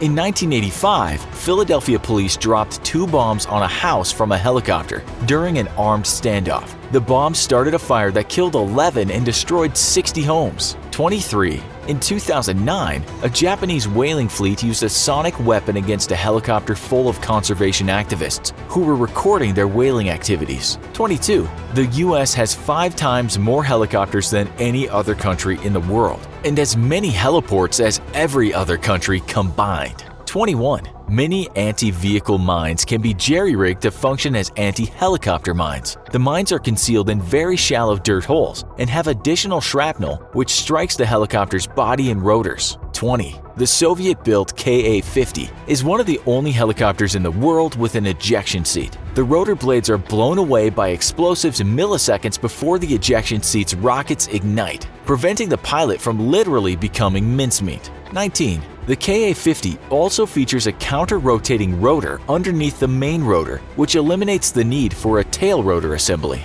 18. To confuse NATO spies, the Soviets painted false windows on the test models of the Ka-50 to make them think it was a multi-seat chopper, and thus make it difficult to guess what its primary mission was intended to be. By all accounts, the ploy worked. 17. The Ka-50 proved it was one of the world's most formidable and maneuverable combat helicopters in the difficult and mountainous terrain of Chechnya during the Second Chechen War. 16. The latest deployment of the Ka-50 was during the Syrian Civil War, where they were spotted providing escorts for search and rescue missions and supporting Russian special forces. On the 5th of May 2018, one was shot down near Mayadin, some suspect by a US-provided manpad. 15. The Daisy Cutter is a bomb specifically designed to create helicopter landing pads in thick jungles. The bomb's blast levels a circle 300 feet in diameter without affecting much of the ground itself. 14. In the late 1980s, the Soviet Union provided extensive support for Libyan forces in their conflict against Chad, including providing them with Mi-25 Hind attack helicopters. 13. After a Libyan Mi-25 was abandoned by retreating Libyan forces, the US military carried out a clandestine operation to secure and transport the helicopter and all its classified technology to the US. 12. In order to achieve their objectives, US military forces landed a C-5 Galaxy at N'Djamena International Airport with 2 Chinook heavy-lift helicopters and 75 combat troops in its cargo hold. The troops flew toward the abandoned Hind on the Chinooks, evading detection from Libyan forces by flying low and fast. 11. Despite sandstorms, the Chinooks reached the abandoned Hind before Libyan forces could return to destroy it, and securing it onto one of the Chinooks, flew it back to N'Djamena International Airport, where it was loaded onto another C-5 and transported directly to the US. 10. On August 18, 1976, the US and South Korea sent a force of 800 men and 27 helicopters to cut down a tree in the DMZ. 9. Nicknamed Operation Paul Bunyan, the tree in question impeded line of sight from one of the observation posts in the US-South Korean side to the other. Entering the joint security area, a force of 11 US and South Korean personnel entered to trim the tree. North Korean guards initially watched them and then claimed that the tree had been planted by Kim Il-sung and was nourished and growing under his supervision. Ignoring their commands to stop trimming the tree, the North Koreans attacked the group and a brawl broke out, killing 2 Americans. 8. In response, President Gerald R. Ford sent a convoy of 23 American and South Korean combat vehicles, 2 30-man infantry platoons, a 64-man task force of South Korean special forces, 20 U.S. utility helicopters, 7 Cobra attack helicopters, several B-52 Stratofortress heavy bombers, 2 squadrons of F-4 Phantom IIs, a squadron of South Korean F-5 and F-86 fighters, several U.S. F-111 bombers, several infantry, artillery, and air defense battalions from both the U.S. and South Korean militaries, and the aircraft carrier USS Midway's battle group.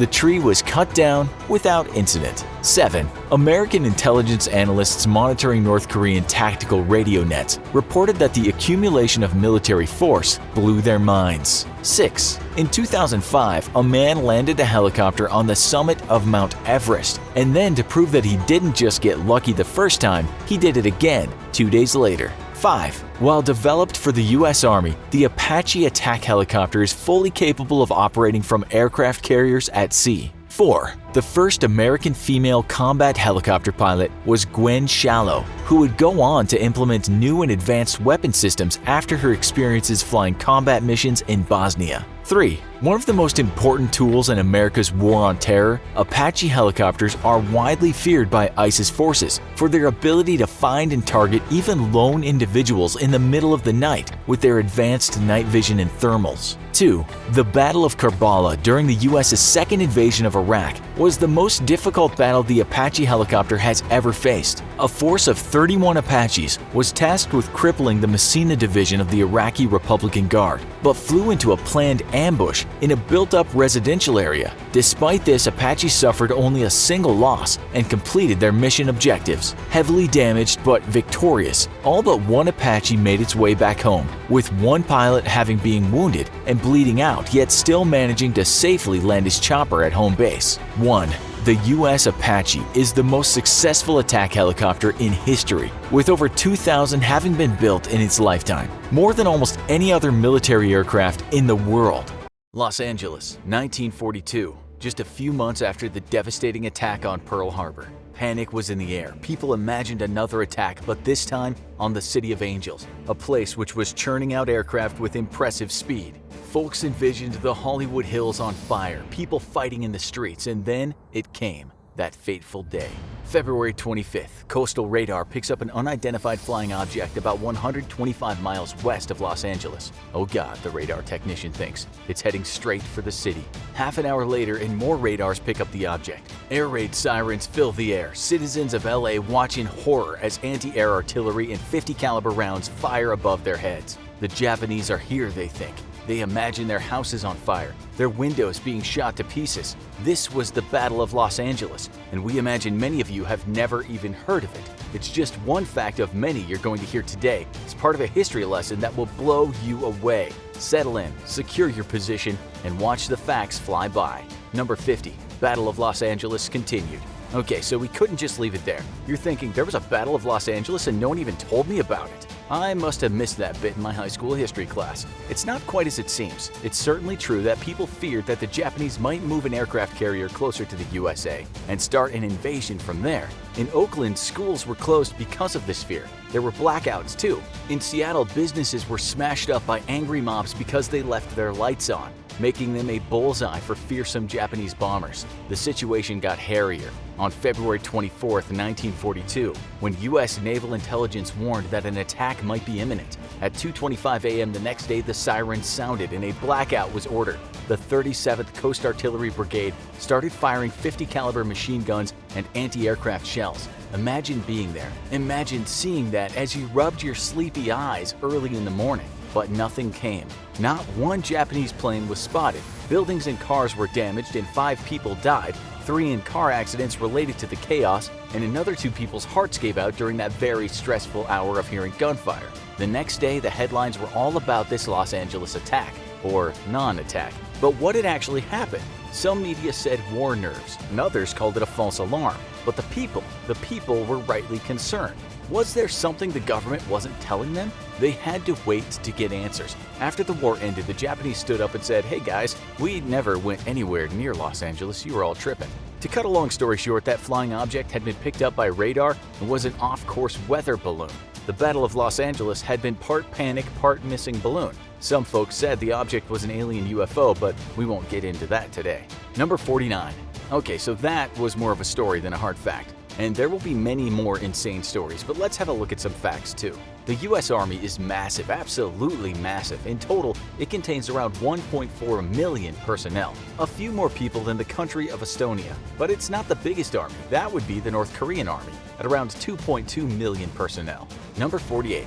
Believe it or not, the US Army is actually older than the US. Americans celebrate the birth of their nation on July 4th. The year the nation was established was 1776, but the date that the Army was established was June 14th, 1775. It makes sense, really. If they were going to kick out those damned imperialist Brits, they needed an army to do it. Well, the French helped a bit too, as did some heroic foreign military leaders that we'll talk about later. Number 47. We just said that the Army employs around 1.4 million people, with some of them being in the reserves. Still, that means it's the second largest employer in the USA behind Walmart, which employs around 2.3 million people. Amazon's a long way behind, employing something close to 800,000 people. Number 46. 16 of the 45 U.S. presidents have served in the Army. Dwight D. Eisenhower served in the Army in both World War I and World War II. Theodore Roosevelt is the only president to have won the Distinguished Medal of Honor for his service in the Army. During the Spanish-American War, he led a desperate and gallant charge up San Juan Hill, risked life and limb under a barrage of enemy fire, and then he jumped into a trench and killed a man, making it possible for the boys behind him to advance. Number 45. We guess some of you have at one point owned a pair of Ray-Ban sunglasses, but we also guess that you didn't know that they were a brainchild of the US Army. That's right, there used to be a thing called the United States Army Air Corps, which was the flying part of the Army before the US Air Force was created. In 1929, there was a guy that was tasked with working with a glasses producer to make glasses that would make life easier for pilots. His name was John A. McCready, Colonel John A. McCready. He was up to the task and he got working on some glasses that wouldn't fog up like goggles and at the same time would reduce the glare from the bright blue sky. In the late 30s, the Ray-Ban aviator glasses were patented, and the rest is history. Number 44. The US Army created the world's first submarine. This was called the Turtle, and it was introduced in 1774 when the Army was fighting the British during the American Revolutionary War. While the vehicle looked pretty cool, it never really did what it was supposed to do. That was to affix explosives to British warships in New York Harbor. They never pulled it off. And that poor old turtle sank into the sea when it was aboard a vessel.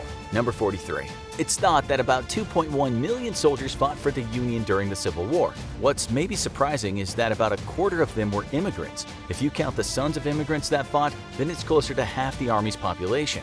Number 42. During the Second World War, the brand Coca-Cola was already a kind of symbol that represented the American way. And you know what? American soldiers fighting abroad really pined for the stuff. Most of them couldn't get their hands on Coke.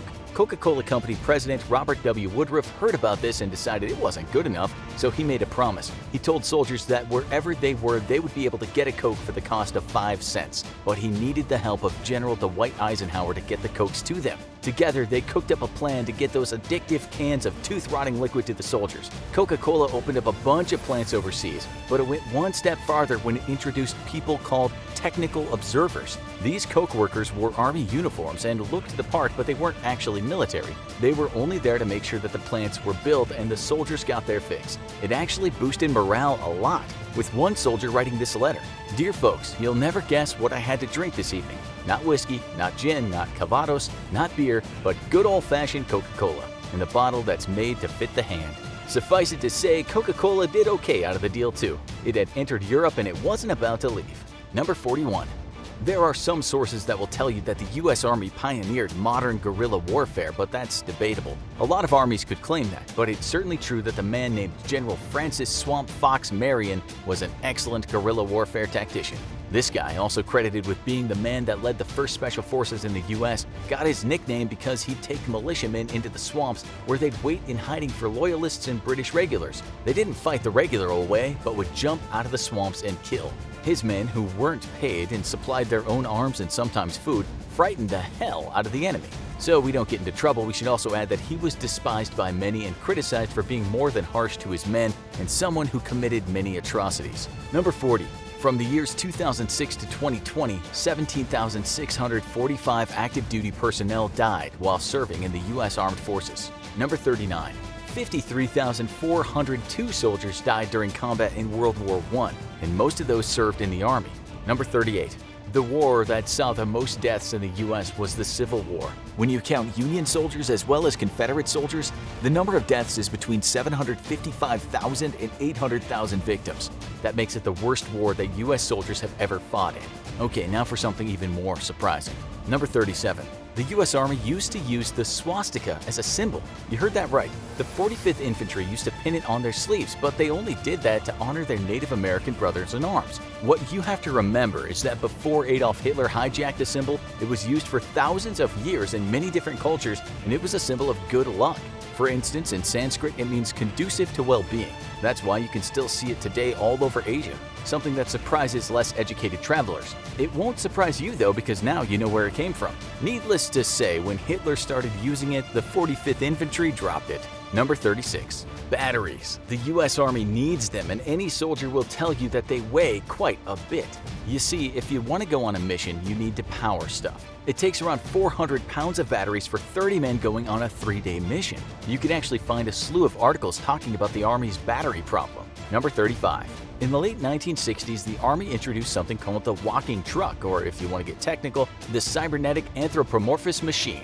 The giant robot had 4 big legs, and while it looked like something from a sci-fi movie, it wasn't exactly nimble. The plodding machine was designed to solve the Army's age-old problem of carrying stuff. Like in the movie Alien, a person would sit inside it and control it with their feet and hands. It weighed 3,000 pounds, traveled at 5 miles per hour. While it looked like a good idea, it wasn't. It was so tiring to operate that a person could only move for a short amount of time. Number 34. Only 28% of folks aged 17 to 23 in the US qualify to serve in the Army. It has high standards. One recruiting commander said this about those standards: "We don't want to sacrifice quality. If we lower the quality, yes, we might be able to make our mission, but that's not good for the organization." Number 33. In 2020, the Pentagon's budget meant $178 billion would go to the Army, $207.1 billion for the Navy and Marine Corps, a further $191.8 billion for the Air Force, and just $15.4 billion for the Space Force. Number 32. Who first looked at the Grand Canyon and thought, "Wow, nice, can't wait to tell everyone about this and put it on a map"? It was the Army. You see, the US Army was responsible for mapping much of the USA. In the early 1800s, the US government wanted to map the entirety of the USA, which was no easy feat. The Lewis and Clark expedition was the solution, and that was led by the US Army. Number 31. George Washington didn't actually want to be commander of the Army. He didn't think he was up to the task. He was happy when the war was over, but then he resigned. This is what he told Congress: "Happy in the confirmation of our independence and sovereignty, and pleased with the opportunity afforded to the United States of becoming a respectable nation, I resign with satisfaction the appointment I accepted with diffidence, a diffidence in my abilities to accomplish so arduous a task." A man of humility. As you'll soon see, there were many more great military leaders. Number 30. After World War II and for many years on, the US Army had a dump-a-thon. In total, the Army admitted to secretly dumping 64 million pounds of nerve and mustard gas agents in the sea. Also thrown in were 400,000 chemical-filled bombs, landmines, and rockets, and with that, 500 tons of radioactive waste. It was revealed that storage was expensive and dangerous, and destroying was difficult, so overboard went the stuff. Number 29. During World War I, the German military was unhappy with the US Army. It didn't much like the shotguns the Army were using, claiming that being hit by a shotgun was unnecessarily painful. Number 28. The US hasn't fully banned the use of landmines. Under President Obama, there was a ban on the use of landmines except for the defense of South Korea, but under the Trump administration, restrictions were lifted. In 1997, the Mine Ban Treaty was signed by most countries, but the US, along with China, Egypt, India, Israel, Pakistan, and Russia, did not sign. Number 27. The problem with landmines is they tend to kill your own. In 1997, the New York Times cited a Pentagon report that said thousands of U.S. Army soldiers in Vietnam and Korean wars were killed or severely injured by American-made landmines. Okay, sorry to sound so depressing. We promise something amusing soon. Number 26. Who doesn't like a good dog story? The U.S. Army during World War I, like other countries, employed dogs for various tasks. The Army's most decorated dog was named Stubby. Working for the 102nd Infantry Regiment, Stubby served for 18 months and joined 17 battles on the Western Front. He was injured by a German grenade at one point, but soon made a comeback and went back to the trenches. Stubby was then promoted to sergeant. He could find injured men, could alert soldiers to gas attacks, and could hear the sound of artillery before the soldiers, so he was able to tell the soldiers when rounds were coming in. When Stubby gave the sign, they ducked for cover. Number 25. The Defense Advanced Research Projects Agency went a step further with animals many years later. Researchers implanted beetles with nerve and muscle stimulators. That meant they could be controlled remotely. They were also big enough to carry heat sensors and cameras. These things would be great for search and rescue missions, although we're not sure if the Army ever used them. Number 24. In the 1970s, the UK paid the Mauritian government to take islanders from Diego Garcia in the Indian Ocean. The US military wanted the island, but it didn't want the islanders. Those poor guys were resettled, but they mostly ended up in the slums. Number 23. Talking about land, the US Army owns 15 million acres of land in the United States, which is about 24,000 square miles. If you can't conceive the size, it would be the 42nd largest state if the land was in one piece. Number 22. In 2003, a US Army sergeant was on a one-month leave visiting family and friends. While back on American soil, he decided to play the lottery. He won, and he won big, taking home $88.9 million. Number 21. Arguably, the most shocking U.S. Army war crime was something that happened in the Vietnam War. On March 16, 1968, U.S. Army soldiers walked into a village and murdered 347 to 504 unarmed citizens, most of them women and children. There are more gory details, but we won't get into that today. You can see for yourself. It's called the My Lai Massacre. Number 20. At the beginning of World War I, the U.S. Army had 117,000 personnel. Then came the Selective Service Act of 1917, a draft, and by the end of the war, the Army had drafted 2.7 million men. Number 19. The Navy had a song, and the Air Force had a song, but the Army didn't. So in 1956, it was decided that the Army Goes Rolling Along should be the official Army song. Number 18. Do Army soldiers take the greatest risks? That's up for debate, but we can tell you that 70% of all medals of honor were awarded to Army soldiers. Number 17. Hungry soldiers are a big problem. You need to give those guys their sustenance, but getting food to the troops can be problematic. That's why the Army for a few years now has been trying to figure out how to use 3D printing for food. Number 16. Sticking with the futuristic, DARPA has a next-generation non-surgical neurotechnology program, and through that, it's hoped that soon soldiers will be able to control drones with their minds. DARPA is also working on a standalone contact lens that a soldier could wear. This would enhance his visual capabilities. Number 15. We just said his, but 19% of Army officers are women, and 14% of enlisted force are women. The military at this time does not report on LGBTQ+ service members. Number 14. When George Washington was putting together his army, he was well aware that his men needed a lot of training. He contacted a decorated Prussian military expert named Baron Friedrich von Steuben, a person who was pivotal in the independence of the United States. He was one of the fathers of the Continental Army. He wrote the book Regulations for the Order and Discipline of the Troops of the United States, and he later became Chief of Staff for President Washington. What some people didn't know back then was that von Steuben was gay. It's not clear just who he was romantically involved with because at the time same-sex intimate relationships were illegal. Number 13. It was reported in 2010 that the U.S. Army had decided not to use Velcro anymore because for one, it got clogged with dirt, and for another thing, it made a loud ripping sound, which might get a person shot. Then, some years later, there were rumors that the Army had designed a new kind of Velcro that didn't make much sound at all. The sound reduction was 95%. This was all apparently classified. Maybe that's why we can't find much information about it now. We're getting close to the top 10 now. Number 12. This relates to all branches of the military, but we think you should know about it since it signifies the changing times. The U.S. Department of Defense used to be called the U.S. Department of War. It was named that from 1789 to 1947. Number 11. In the 1950s, the U.S. Army sprayed microscopic zinc-cadmium sulfide particles over parts of the U.S. and Canada. This wasn't about hurting anyone, but just to see where the particles would go. Since the substance was fluorescent, they could judge what a chemical weapons attack would look like. It was concluded that under most meteorological conditions, large areas could be covered by dropped aerosols. We don't think any Americans were hurt during those operations, but the secret tests remain controversial today. Studies have shown that some damage could have been done, while other studies have stated exposure to zinc-cadmium sulfide at those levels could cause people to become sick.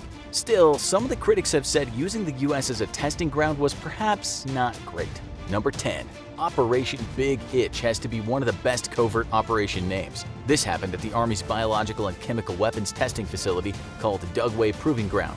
In this operation, the Army wanted to know if tropical rat fleas could be dropped out of the sky in little bombs. If so, would the fleas float down and start making people terribly itchy? We should say that none of the fleas in the trials were carrying biological agents. The tests were successful, which is pretty scary. The fleas not only fell to the ground, but they invaded the test subjects waiting for them. Guinea pigs. It was concluded that if the fleas were dropped on an enemy battalion, they could cause havoc for about 24 hours. Similar tests were performed in the 60s with mosquitoes, and they were dropped where humans lived, and yes, they did bite people.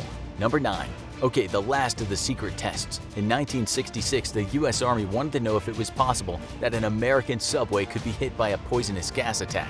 What they did was a simulated attack. Undercover Army personnel went into the New York subway carrying light bulbs filled with Bacillus subtilis, which was thought to be harmless. They smashed the bulbs and then saw what happened.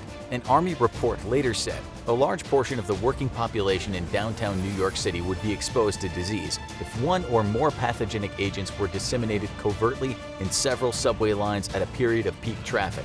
When this news was made public, there was quite the uproar. The Army said, hey, no one got harmed, but some folks said, how do you know? You didn't monitor all the people. But the fact is, the law states that if such testing is done, there should be voluntary, informed consent.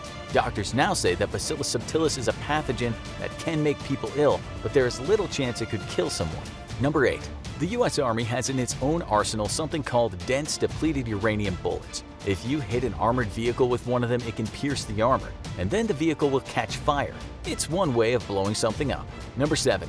Only 5 Army officers have received 5 stars. One of them was the President-to-be Dwight D. Eisenhower. Number 6. The US Army wanted to freak out Vietnamese soldiers in the Vietnam War. They used what's called psychological warfare and played on the Vietnamese troops' belief in ghosts. This was called Operation Wandering Soul and consisted of blasting out spooky sounds into the jungle. The tape, called Ghost Tape Number 10, was also played outside US bases. Number 5. Soldiers started wearing dog tags around their neck in the Civil War, but back then they weren't official. Soldiers still wear them today, and on them you'll find a soldier's name, social security number, blood type, and religious preference. During World War II, there were only 3 religious preferences available: P for Protestant, C for Catholic, and H for Hebrew or Jewish. The Army has branched out now, and you can get more religions or none at all. An Army website said that you can even get agnostic or Jedi or Druid. It's totally up to the soldier, so we guess some of them have fun with it. In the government and in the military, you might hear the word God a lot, but these days religious diversity is embraced. Number 4. Gulf War syndrome is something that affected and still affects soldiers who came home from the 1991 Gulf War. It can be hellish, with veterans complaining of muscle pain, fatigue, chronic diarrhea, rashes, anxiety and depression, insomnia, defects of memory, tooth decay, loss of balance, bladder dysfunction, and problems thinking. Some have even said that babies of veterans have been born with abnormalities that could be associated with the syndrome. It's bad, really bad, but those things also affect people who haven't gone to war. What's startling, though, is that Gulf War veterans are twice as likely to suffer from those ailments. No one really knows what caused it. Was it exposure to biological weapons, pesticides, or was it from taking a nerve gas prophylaxis? That's what's so worrying, not knowing. Number 3. For a long time, it was thought that US soldiers returning from the Vietnam War were spat on by anti-war activists. Some people still think that today. It didn't happen. It's a myth, fake news. There were stories going around saying that hippies spat on soldiers when they landed at San Francisco Airport. Not true. The soldiers would have landed at military air bases where activists wouldn't have been allowed to enter. Number 2. The movie Saving Private Ryan is actually based on a real person, except there were no Ryans in the real version. The Nyland brothers were real people, 4 brothers of Irish descent who all fought in the US military during World War II. It's a very sad story. Technical Sergeant Robert Nyland died on June 6th in Normandy after saying he'd stay behind and try to hold off the advancing Germans. Second Lieutenant Preston Nyland died in action on June 7, 1944, also in Normandy. On May 16, 1944, Technical Sergeant Edward Nyland had been captured by the Japanese and was a POW. He jumped out of a B-25 and his team assumed that he died. Can you imagine what poor old Mr. and Mrs. Nyland were thinking back in Tonawanda, New York, when they were told that 3 of their sons were dead? Mrs. Nyland apparently received the 3 death notifications on the same day. Her only consolation was that Sergeant Frederick Nyland was alive and well, albeit fighting in a deadly war. Just like in the movie, the then War Department said enough is enough, we need to get that last brother back to New York. Nothing spectacular happened after that. He was sent to England, then back to the US. Another added bonus was that in May 1945, the family got word that Edward was alive and he was coming home. Number 1.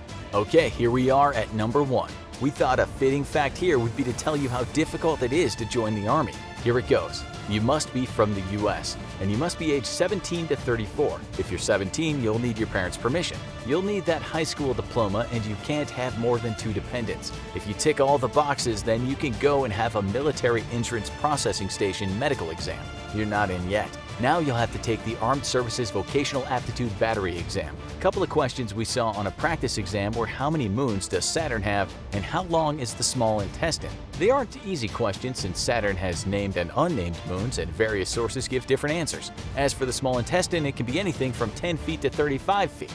If you get in, for the first 6 months, you'll get paid in the region of $20,000. Nuclear Armageddon. For years, it haunted the daily lives of millions of Americans and Russians, only to be all but forgotten at the end of the Cold War. But with hostilities mounting once more between the US and Russia, and the announcement of a possible pullout from a strategic arms treaty by the US, the old specter of nuclear war is once more looming over a new generation. But how much do you really know about nuclear weapons? Hello and welcome to another episode of the Infographics Show. Today we're taking a look at 50 terrifying facts about nuclear weapons. 50. The largest nuclear weapon in the U.S. stockpile has a yield of 1.2 megatons, or 1,200,000 tons of TNT. 49. Compare that with the 15 kiloton, or 15,000 tons of TNT equivalent of Little Boy, dropped on Hiroshima during World War II. 48. Most of the uranium used in the Little Boy and Fat Man nuclear bombs came from a single mine in what is today the Democratic Republic of the Congo, shipped to the U.S. by a Belgian mining firm. 47. 3 different manufacturing plants were used in developing the Fat Man and Little Boy nuclear weapons, so that no one plant would have the complete designs. 46. Because if exposed to water, the uranium components of the first nuclear bombs would release huge amounts of radioactive contamination, pilots were strictly warned that in emergencies they must crash their planes on land and not the sea. 45. In the Little Boy bomb, less than a kilogram of the 64 kilograms of enriched uranium actually underwent nuclear fission, and of that mass, only 0.6 grams were transformed into kinetic and heat energy and radiation. 44. A timer on the first nuclear bombs ensured that they would not detonate until at least 15 seconds after release, giving the aircraft time to get to a relatively safe distance. 43. The chain reaction of nuclear material leading to a nuclear detonation lasts less than 1 microsecond. 42. Disobeying orders, the weaponeer of the Enola Gay was concerned that Little Boy could detonate accidentally if the Enola Gay crashed on takeoff, and thus removed the conventional explosives to help the uranium achieve critical mass from the weapon. He only replaced them once the aircraft was safely up in the air and on her way to Hiroshima. 41. At 8:15 a.m. on the 6th of August 1945, the Enola Gay dropped the first nuclear weapon ever used in war on Hiroshima, killing 66,000 people, 20,000 of which were Imperial Japanese Army soldiers. 40. Claimed to have been used to avert a more catastrophic invasion of Japan, it's widely thought Japan would have surrendered to the US soon anyways, as it faced a massive Soviet fleet preparing to invade just across the Sea of Japan. Senior Japanese officials all knew it would be better to surrender to the US than the Soviet Union. 39. Hiroshima was selected as a target for nuclear bombing in April 1945 and spared the conventional bombing that Japan suffered throughout the rest of the countryside. This was so that the effects of a nuclear bomb on an undamaged city could be fully observed. 38. A second plane escorted the Enola Gay and dropped a suite of instruments by parachute at the same time that the Little Boy atomic bomb was dropped. These instruments relayed via radio data to help engineers determine the total yield and effectiveness of the bomb.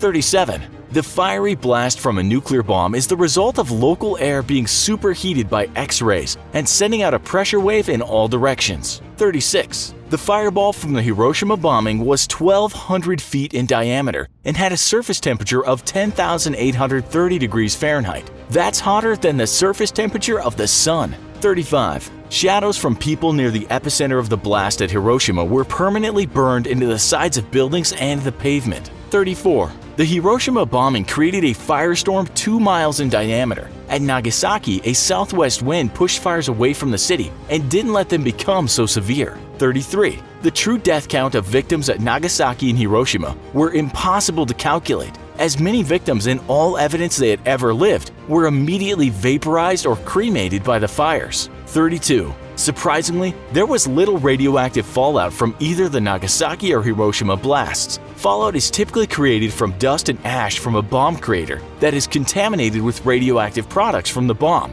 But because both bombs were air bursts, there was no bomb crater and little radioactive fallout. 31. When a nuclear bomb is airbursted over a target, the vast majority of the radioactive products rise into the stratosphere and dissipate into the global environment. 30. Despite there being little if any local fallout, an intense burst of neutron and gamma radiation was emitted by the little boy in Hiroshima bombs, with a lethal radius of about 0.8 miles. 29. To date, no radiation-related evidence of heritable diseases has been observed amongst the survivors of the Hiroshima and Nagasaki bombings. 28. The Smithsonian Institution displayed a complete little boy nuclear bomb, minus the enriched uranium, until 1986, when the Department of Energy took the weapon from the museum to remove its inner components so that it couldn't be stolen and detonated with fissile materials inside it. Its outer casing was later returned for display. 27. The first detonation of a nuclear weapon in history was at 5:29 a.m. on July 16, 1945 in New Mexico.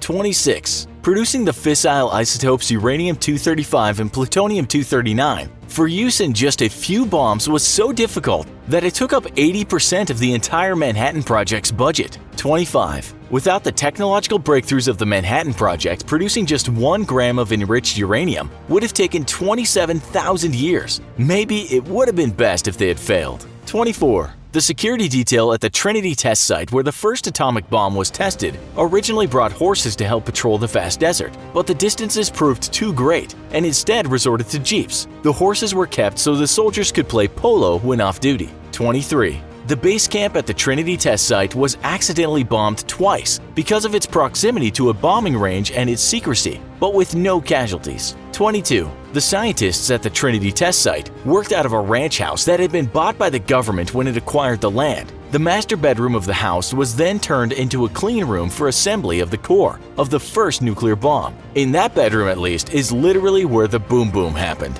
21. 160 men in their vehicles were on standby outside the first atomic test in order to evacuate the surrounding region of civilians should disaster happen. The soldiers had enough food and supplies to last the civilian population 2 days, and the governor of New Mexico was warned that martial law may have to be declared, though he wasn't told why. 20. The men at the test site were ordered to lie on the ground with their backs turned to the bomb during the test, but scientist Edward Teller ignored this and wore sunglasses under his welding goggles and brought suntan lotion to share with a few others who also insisted on observing the test directly. 19. Scientist Enrico Fermi offered to take wagers among the military and scientists on whether the test would ignite the atmosphere, and if it did, whether it would destroy only the state or incinerate the entire planet. This was a joke, but calculations indicated there was a tiny chance that such a scenario could happen, and for a long time it seriously concerned all the scientists involved. 18. The Trinity test bomb melted desert sand around it into a mildly radioactive light green glass, which would be named Trinitite. 17. Keith Bainbridge, one of the scientists of the Manhattan Project, said just after the successful test, "Now we are all sons of bitches." Robert Oppenheimer, head of the project, said that he thought of a verse from the Hindu holy book, the Bhagavad Gita, "Now I am become death, the destroyer of worlds." 16. A pilot flying a U.S. Navy transport to the west coast and just north of the test site thought for a moment that the sun was rising in the south when the bomb detonated. He had no idea what he had just seen, and when he reported the explosion over the radio, he was simply warned not to fly south. 15. The government covered up the Trinity test by telling civilians in the vicinity that what they had witnessed was just a depot full of explosives and pyrotechnics accidentally exploding. 14. The results of the Trinity test were relayed in code immediately to President Truman, who was at the Potsdam Conference in Germany, with the message reading, "Operated on this morning, diagnosis not yet complete, but results seem satisfactory and already exceed expectations. Local press release necessary as interest extends great distance." 13. In August of 1945, the Kodak company discovered spotting and fogging on their film caused by exposure to radioactive elements. The problem was tracked to the cardboard used in the containers, which came from a paper mill in Indiana, and a hotspot of fallout that had contaminated the river water the mill used. 12. In 1951, the U.S. government gave Kodak and other photographic companies maps and forecasts of potential contamination, along with expected fallout distributions, so they could purchase uncontaminated materials for their boxes and protect their stocks of film.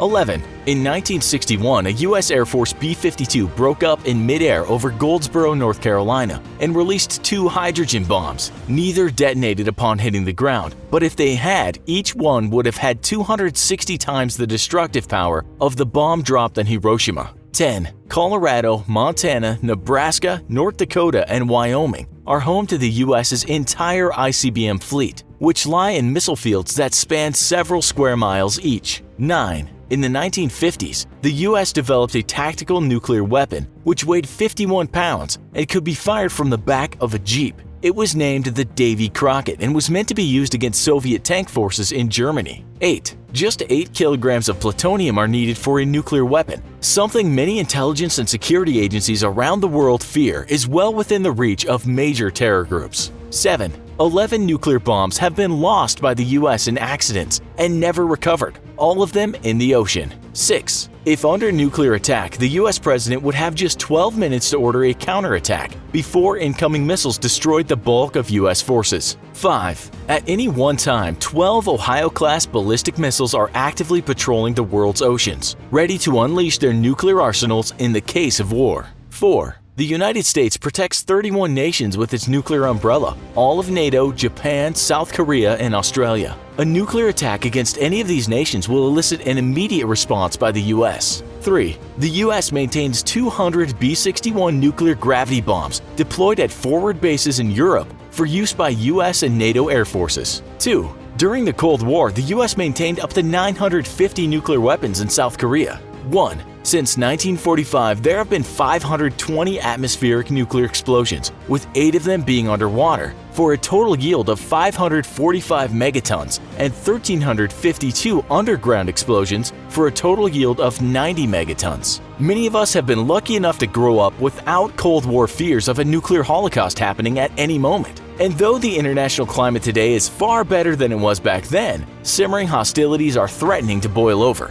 To add to our problems, the advancement of technology and the proliferation of enrichment technology around the world has made it easier than ever for a terrorist group or criminal organization to simply build their own nuclear weapon. Though full nuclear war may be avoided, the risk of nuclear terrorism is at an all-time high, prompting a famous reply from the U.S. intelligence community that it's a wonder it hasn't happened yet. Armed with a cannon, missiles, and machine guns, tanks are the ultimate weapon and dominate in the battlefield. They remove man from the limitations of his frail flesh and wrap him in several inches of solid steel and high-tech ceramics, turning him into a modern Roman god of war, dispensing death and destruction to his enemies. Hello and welcome to another episode of the Infographic Show. Today we're taking a look at 50 incredible facts about tanks. 50. Tanks first saw duty in September 1916 during World War I at the Battle of the Somme. Envisioned as a way of breaking the gridlock of trench warfare, most of these primitive tanks quickly broke down, and their ultimate effect on the enemy was more psychological than kinetic.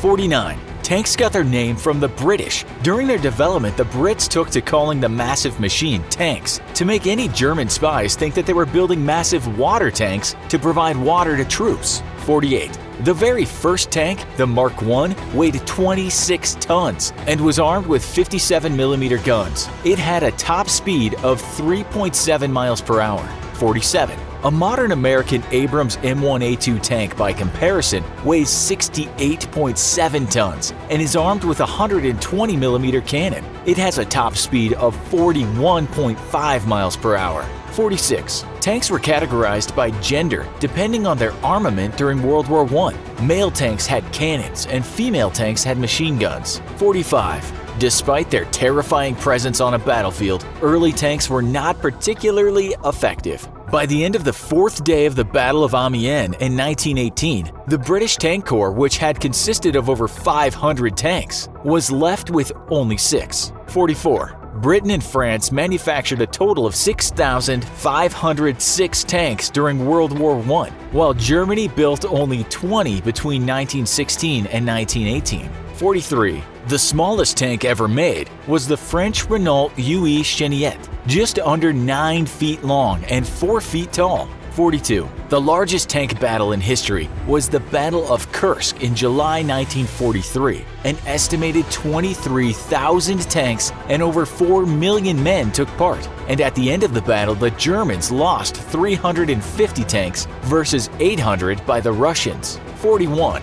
The world's most expensive tank is the French Army's AMX-53 Leclerc, with an estimated cost of $12.5 million. 40. With over 22,000 tanks of varying degrees of modernity, Russia commands the largest battle tank force in the world. 39. The United States, with 9,000 tanks, is second to Russia in tank numbers. 38. The Russian military routinely hosts a tank biathlon that tests the crew's ability to provide accurate and rapid fire under a variety of terrain conditions, as well as tests the ruggedness and the durability of the vehicles themselves. 37. In 2015, 17 nations were invited to take part in Russia's tank biathlon, including Angola, Kuwait, Nicaragua, China, India, and Venezuela. Russia won all 13 categories of the tournament, and all nations except China competed using the Russian-built T-72 tank. 36. The Battle of Golan Heights between Israel and Syria is considered the greatest tank battle ever fought in terms of military success. An Israeli defense force of 3,000 troops, 180 tanks, and 60 artillery pieces brought an assault of 28,000 Syrian troops, 800 tanks, and 600 artillery pieces to a dead standstill.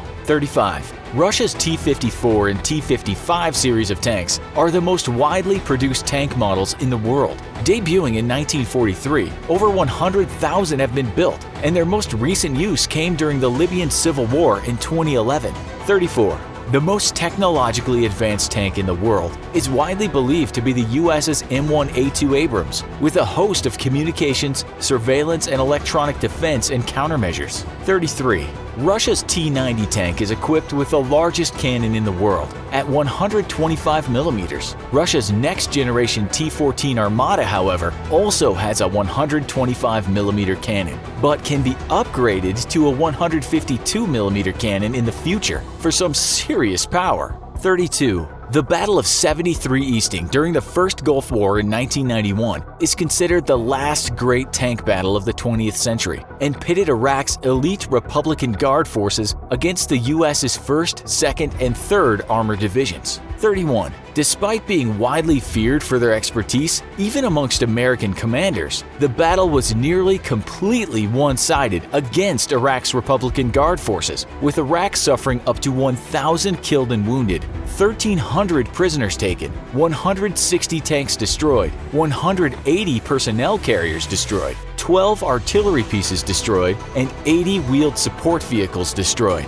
The U.S. suffered 6 killed in action, 19 wounded, and 1 Bradley infantry fighting vehicle destroyed. 30. The stunning outcome of the Battle of 73 Easting led to Russian designers rethinking several elements of the T-72's design. As the T-72 had been the tank most in use by Iraqi forces, Russian military leadership concluded after the battle that the only way to stop an American armored advance would be the use of tactical nuclear weapons. 29. Russia's next-generation T-14 tank is possibly the most advanced main battle tank in the world. Unfortunately, its ballooning costs has led Russia to scrapping plans to buy more than 100 of them, and is instead turning to updating older T-72, T-80, and T-90 tanks instead. 28. Poland is experimenting with what it calls the tank of the future, called the PL-01. The tank is coated with a chameleon-like skin that enables it to mimic the infrared signature of its surroundings, making it much harder to detect with infrared sensors. 27.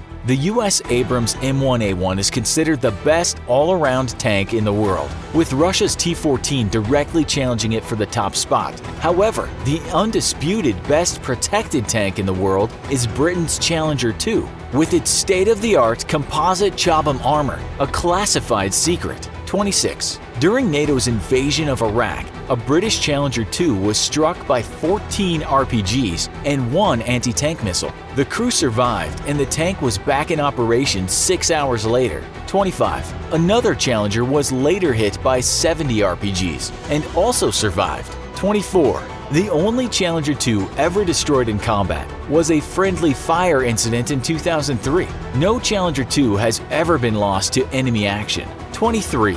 The fastest tank in the world is the British FV-101 Scorpion, which can reach speeds over 51 miles per hour. 22. Syrian rebels have developed their own homemade tank, the Sham 2. It's equipped with several inches of steel and iron armor and a turret-mounted machine gun. 5 video cameras ring the tank, and a PlayStation controller operates the machine gun. 21. During the Korean War, U.S. soldier Eduardo C. Gomez took out an enemy tank single-handedly by crawling across an open rice field, climbing atop the tank, and prying open the hatch before dropping a grenade inside. Remembering to lock the hatch has been an important element of tank crew training since. 20. During the Battle of Stalingrad, factories in the war-torn city continued to produce tanks unabated. The tanks were unpainted and lacked gun sights, and driven straight from the factory floor to the front line. 19.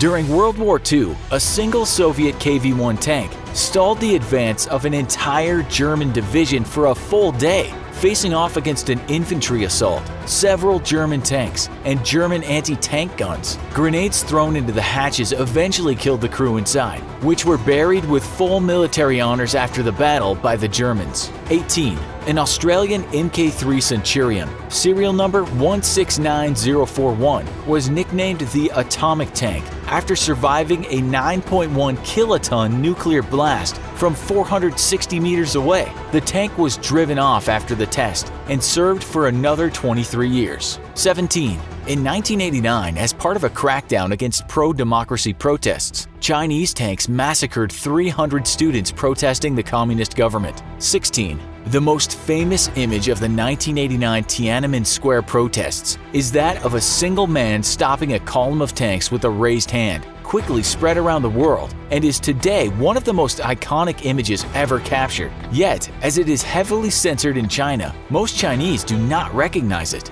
15. A tank designed by the Swiss military once suffered from a bug where turning on the heater might cause the main gun to fire. This would prove to be particularly tragic in a country with as chilly winters as Sweden's. 14. The longest tank-to-tank kill in history occurred when a British Challenger tank destroyed an Iraqi T-62 at a range of 5,100 meters, or over 3 miles. 13. In 2006, Hungarian protesters hotwired a 50-year-old Soviet T-34 tank that was part of an outdoor memorial and drove it against riot police. 12. In the 1980s, the Soviet Union developed a laser tank equipped with artificial ruby-powered lasers. The 1K-17 Skatia was meant to destroy enemy optical equipment, but proved too expensive to be practical. 11. During World War II, the US developed a prototype super tank, the T-28 Super Heavy Tank, weighing in at nearly 100 tons. This monster was meant to break through the German defenses of the Siegfried Line, but was ultimately abandoned. 10. The Brad Pitt World War II film Fury featured an authentic and operational Tiger I tank from World War II, the first time such a vehicle has ever appeared on film. 9. Of 1,300 of Germany's fearsome Tiger I tanks, widely believed to be some of the best made during World War II, only 7 remain intact today. 8. As a way to defeat German tanks, the Soviets trained dogs to carry bombs attached to their backs and crawl under enemy tanks before detonating. However, because Soviet tanks were used in the training, when deployed the dogs targeted Russian tanks instead of German tanks. A slight oversight.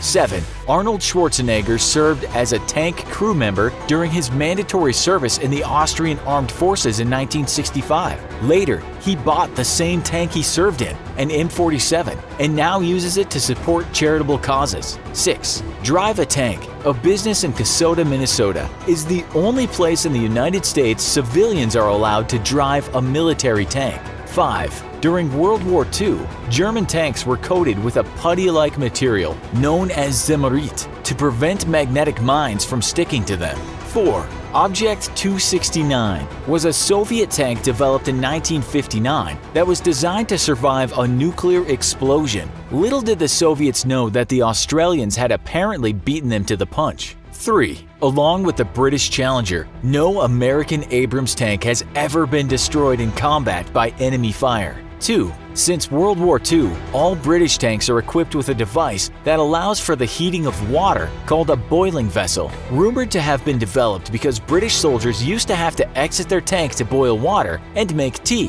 which endangered them and wasted time. 1. The Nazis once planned a truly monstrous tank, named appropriately enough the P-1500 Monster, weighing 1,500 tons. The tank was too big for road or rail and was designed as a land battleship with a crew of 100 plus. Despite Hitler eagerly okaying the concept, it was eventually scrapped, probably for being absolutely insane. Special Forces, or Special Operations Forces as they're called in some countries, are units within the military who are trained and formulated for the purpose of carrying out specialized operations. This can include any military missions that require unconventional tactics, techniques, and modes of employment. According to NATO, Special Forces have existed in multiple forms in almost every army in the entire world. Today, we're going over 50 insane facts you probably didn't know about the world's most elite warriors. Number 50. The earliest special forces can be traced back to ancient militaries throughout history. Jiang Zia, a Chinese strategist, wrote about men who were recruited into units that specialized in scaling buildings, fortress walls, and other high structures. Number 49. In the late Roman era, selected troops in fast-moving camouflaged boats were sent out to conduct scouting missions in enemy waters. Number 48. In the early Byzantine period, Muslim forces also conducted similar operations with their naval units. At least one consisted of similar camouflage ships to those used by the Romans, allowing their troops to gather intelligence and launch raids on their enemies with the element of surprise. They also had another unit composed of any soldiers capable of passing as crusaders who would infiltrate enemy ships and either capture or eliminate them. Number 47. In ancient Japan, ninjas were used to perform a number of secretive tasks commonly associated with the role of modern-day special forces, such as assassination, espionage, or reconnaissance operations. Number 46. The British Army first became aware of its need for specialized units of troops during the Second Boer War. One such unit were the Lovat Scouts, a Scottish Highland regiment made up of talented troops well-versed in fieldcraft and marksmanship. First formed by Lord Lovat in 1900, the Lovat Scouts became the first-ever sniper unit to exist in the British Army. Number 45. Shock troops, elite units tasked with carrying out high-risk raids on enemy defensive positions, were first seen during World War I. Both the Arditi and stormtroopers of the Italian and German armies respectively received more intense training than average soldiers in order to carry out these daring assaults. Number 44. The birth of most modern special forces can be tracked back to the Second World War. During this time, almost every army that was involved in the conflict created specialized divisions within its ranks, designed to operate behind the enemy lines. Number 43. Following a call for specially trained troops of the Hunter class who can develop a reign of terror down the enemy coast by UK Prime Minister Winston Churchill, the British Commandos were established in 1940, and their first raid took place on the 23rd of June that very same year. Number 42. One of the most secretive factions of the U.S. Special Forces are the Delta Force, believed to have had a hand in removing Saddam Hussein from power. Breaking NDAs around Delta Force can lead to hefty prison sentences. A number of Special Forces units that we know today can trace their origins back to the British Commandos. Some British Special Forces units were even founded by soldiers who had served with the Commandos, like the Parachute Regiment and the Special Air Service, more popularly known as the SAS. Number 40. U.S. Special Forces personnel are encouraged to take up sports to maintain physical fitness and team-building skills. They're trained in everything from basketball to water polo, often by Olympic-level athletes. Number 39. Much like NASA, the U.S. Special Forces often pioneers technologies that end up being adopted by the general public, including shark bite kits and medical freeze-dried plasma for emergency surgeries. Number 38. The UK's SAS was first formed in 1941 under Lieutenant David Stirling. It was Stirling's belief that a small, coordinated group of soldiers could inflict a greater blow to an enemy and impede their ability to fight more than a larger unit could. Number 37. Surprisingly, the SAS were never intended to be a permanent unit. They were established during World War II, at the time known only as Mysterious L Detachment, and were disbanded after fighting against the Nazis, only to then be reintroduced shortly after. Number 36. If you want to become a member of the U.S. Special Forces, you better be a proficient linguist. Learning a second language is often a prerequisite to enrollment in the program. Number 35. U.S. Special Ops have good reason for knowing multiple languages too, as they operate in 147 different countries, equating to over 75% of the globe. Number 34. Alongside the SAS, the British Army also has a number of other Special Forces groups at its disposal, including the SAS Reserves in the Joint Special Forces Aviation Wing that exists in conjunction with the Royal Air Force, or RAF. Number 33. The UK also has their Special Boat Services, which was supposedly founded after one of the World War II British commandos, who was unhappy that his commanders weren't making use of his stealthy abilities in the water, snuck aboard a naval vessel and carved his initials on the captain's cabin door. Apparently, the British Navy were so impressed by this that they gave the commando his very own unit that would go on to become the Special Boat Service. Number 32. While you might imagine Special Forces soldiers are unfeeling killing machines with no connections, the average U.S. Special Forces soldier is around 34, married, and has 2 kids. Number 31. Between 2001 and 2002, a coalition of special forces from around the world assisted in the U.S. invasion of Afghanistan and supported the U.S. in removing the Taliban from power. Number 30. One of the most famous special forces units in the world, the United States Navy SEAL Team 6, were instrumental in a May 2, 2011 mission codenamed Operation Neptune Spear, the raid on the Abbottabad compound of al-Qaeda leader Osama bin Laden. Number 29. SEAL stands for Sea, Air, and Land. They have no relation to those semi-aquatic mammals you'll find balancing beach balls on their noses for fish at the local aquarium. It's just a funny coincidence, and you might find yourself sent back to a CIA black site if you point it out. Number 28. The primary role of the Navy SEAL is to undertake special operations missions in small teams, in a range of different environments including urban areas, jungles, deserts, and mountainous terrain. Number 27. If you were hoping to join up with the Navy SEALs, then you might want to think again unless you're prepared for one hell of a training regimen. Hell Week is a 7-day competition designed to select trainees fit for the SEALs. Hopefuls have to endure icy cold waters, carry heavy packs through mud, sleep deprivation, risk of hypothermia and hallucination, and all while being shouted at by instructors. Number 27. The U.S. Navy SEALs are often sent on missions that require them to capture, or in some cases, much like with bin Laden, kill targets of a high strategic value to the U.S.'s enemies. In addition, Navy SEALs are often occasionally tasked with venturing behind enemy lines in order to gather intelligence. Number 25. The SEALs also have their own motto, "The only easy day was yesterday." Number 24. Another of America's more well-known Special Forces units is that of the United States Army Rangers. While the modern members are all graduates from a school specializing in the Rangers' tactics, the word Ranger has been used in warfare since the early 17th century by a group of New England soldiers that served during King Philip's War in 1676. Number 23. The Rangers have had an active involvement in a staggering number of wide-scale modern conflicts since their emergence in the colonial period of U.S. history. Since then, they've taken part in some of the most prolific wars in American history, such as World War II, the Vietnam War, the Iraq War, and the war in Afghanistan. Number 22. The U.S. Army Rangers motto is simply, "Rangers lead the way." The origins of this can be traced back to the Rangers' involvement in World War II. During the landings on Omaha Beach, Normandy, a brigadier general named Norman Cota asked Max Schneider, a major in the 5th Ranger Battalion, "What outfit is this?" In reference to his unit, the response, Schneider said, "5th Rangers, sir," to which Cota replied, "Well, if you're Rangers, lead the way." Number 21. Some Special Forces groups have such intense training regimens that recruits sometimes die in the process. In 2013, 3 British soldiers died during a 16-mile march that was a compulsory part of the SAS training scheme. Number 20. In 2014, the Norwegian Special Operations Forces introduced its first all-female unit, known as the Jägertroppen, which translates to Hunter Squad. Number 19. Similarly, the first females to successfully complete the notoriously grueling program graduated from Ranger School the following year in August 2015. Number 18. While this is commonly mistaken to be the name of the Russian Special Forces, the term Spetsnaz is an umbrella term used in reference to Special Forces units in a number of Russian-speaking countries. Historically, the word was used to refer to units controlled by the Soviet Union's military intelligence agency, the GRU. Number 17. With approximately a combined 15,000 operatives, the Spetsnaz, consisting of units such as Russia's Special Operations Forces and the Main Intelligence Directorate, or GRU, has a reputation as being one of the toughest special forces in the world, and for a good reason. Number 16. Spetsnaz training can only be completed after a recruit has undergone basic military training and involves inflicting a high amount of pain on those hoping to join. Training includes completing an assault course while being shot at, with live ammo, as well as martial arts lessons utilizing actual knives. This has, as you'd expect, resulted in a number of stab wounds for the recruits. Number 15. During the late 70s and early 80s, members of Syria's special forces were made to eat an array of animals as part of their training. These included live and highly poisonous snakes and scorpions. Number 14.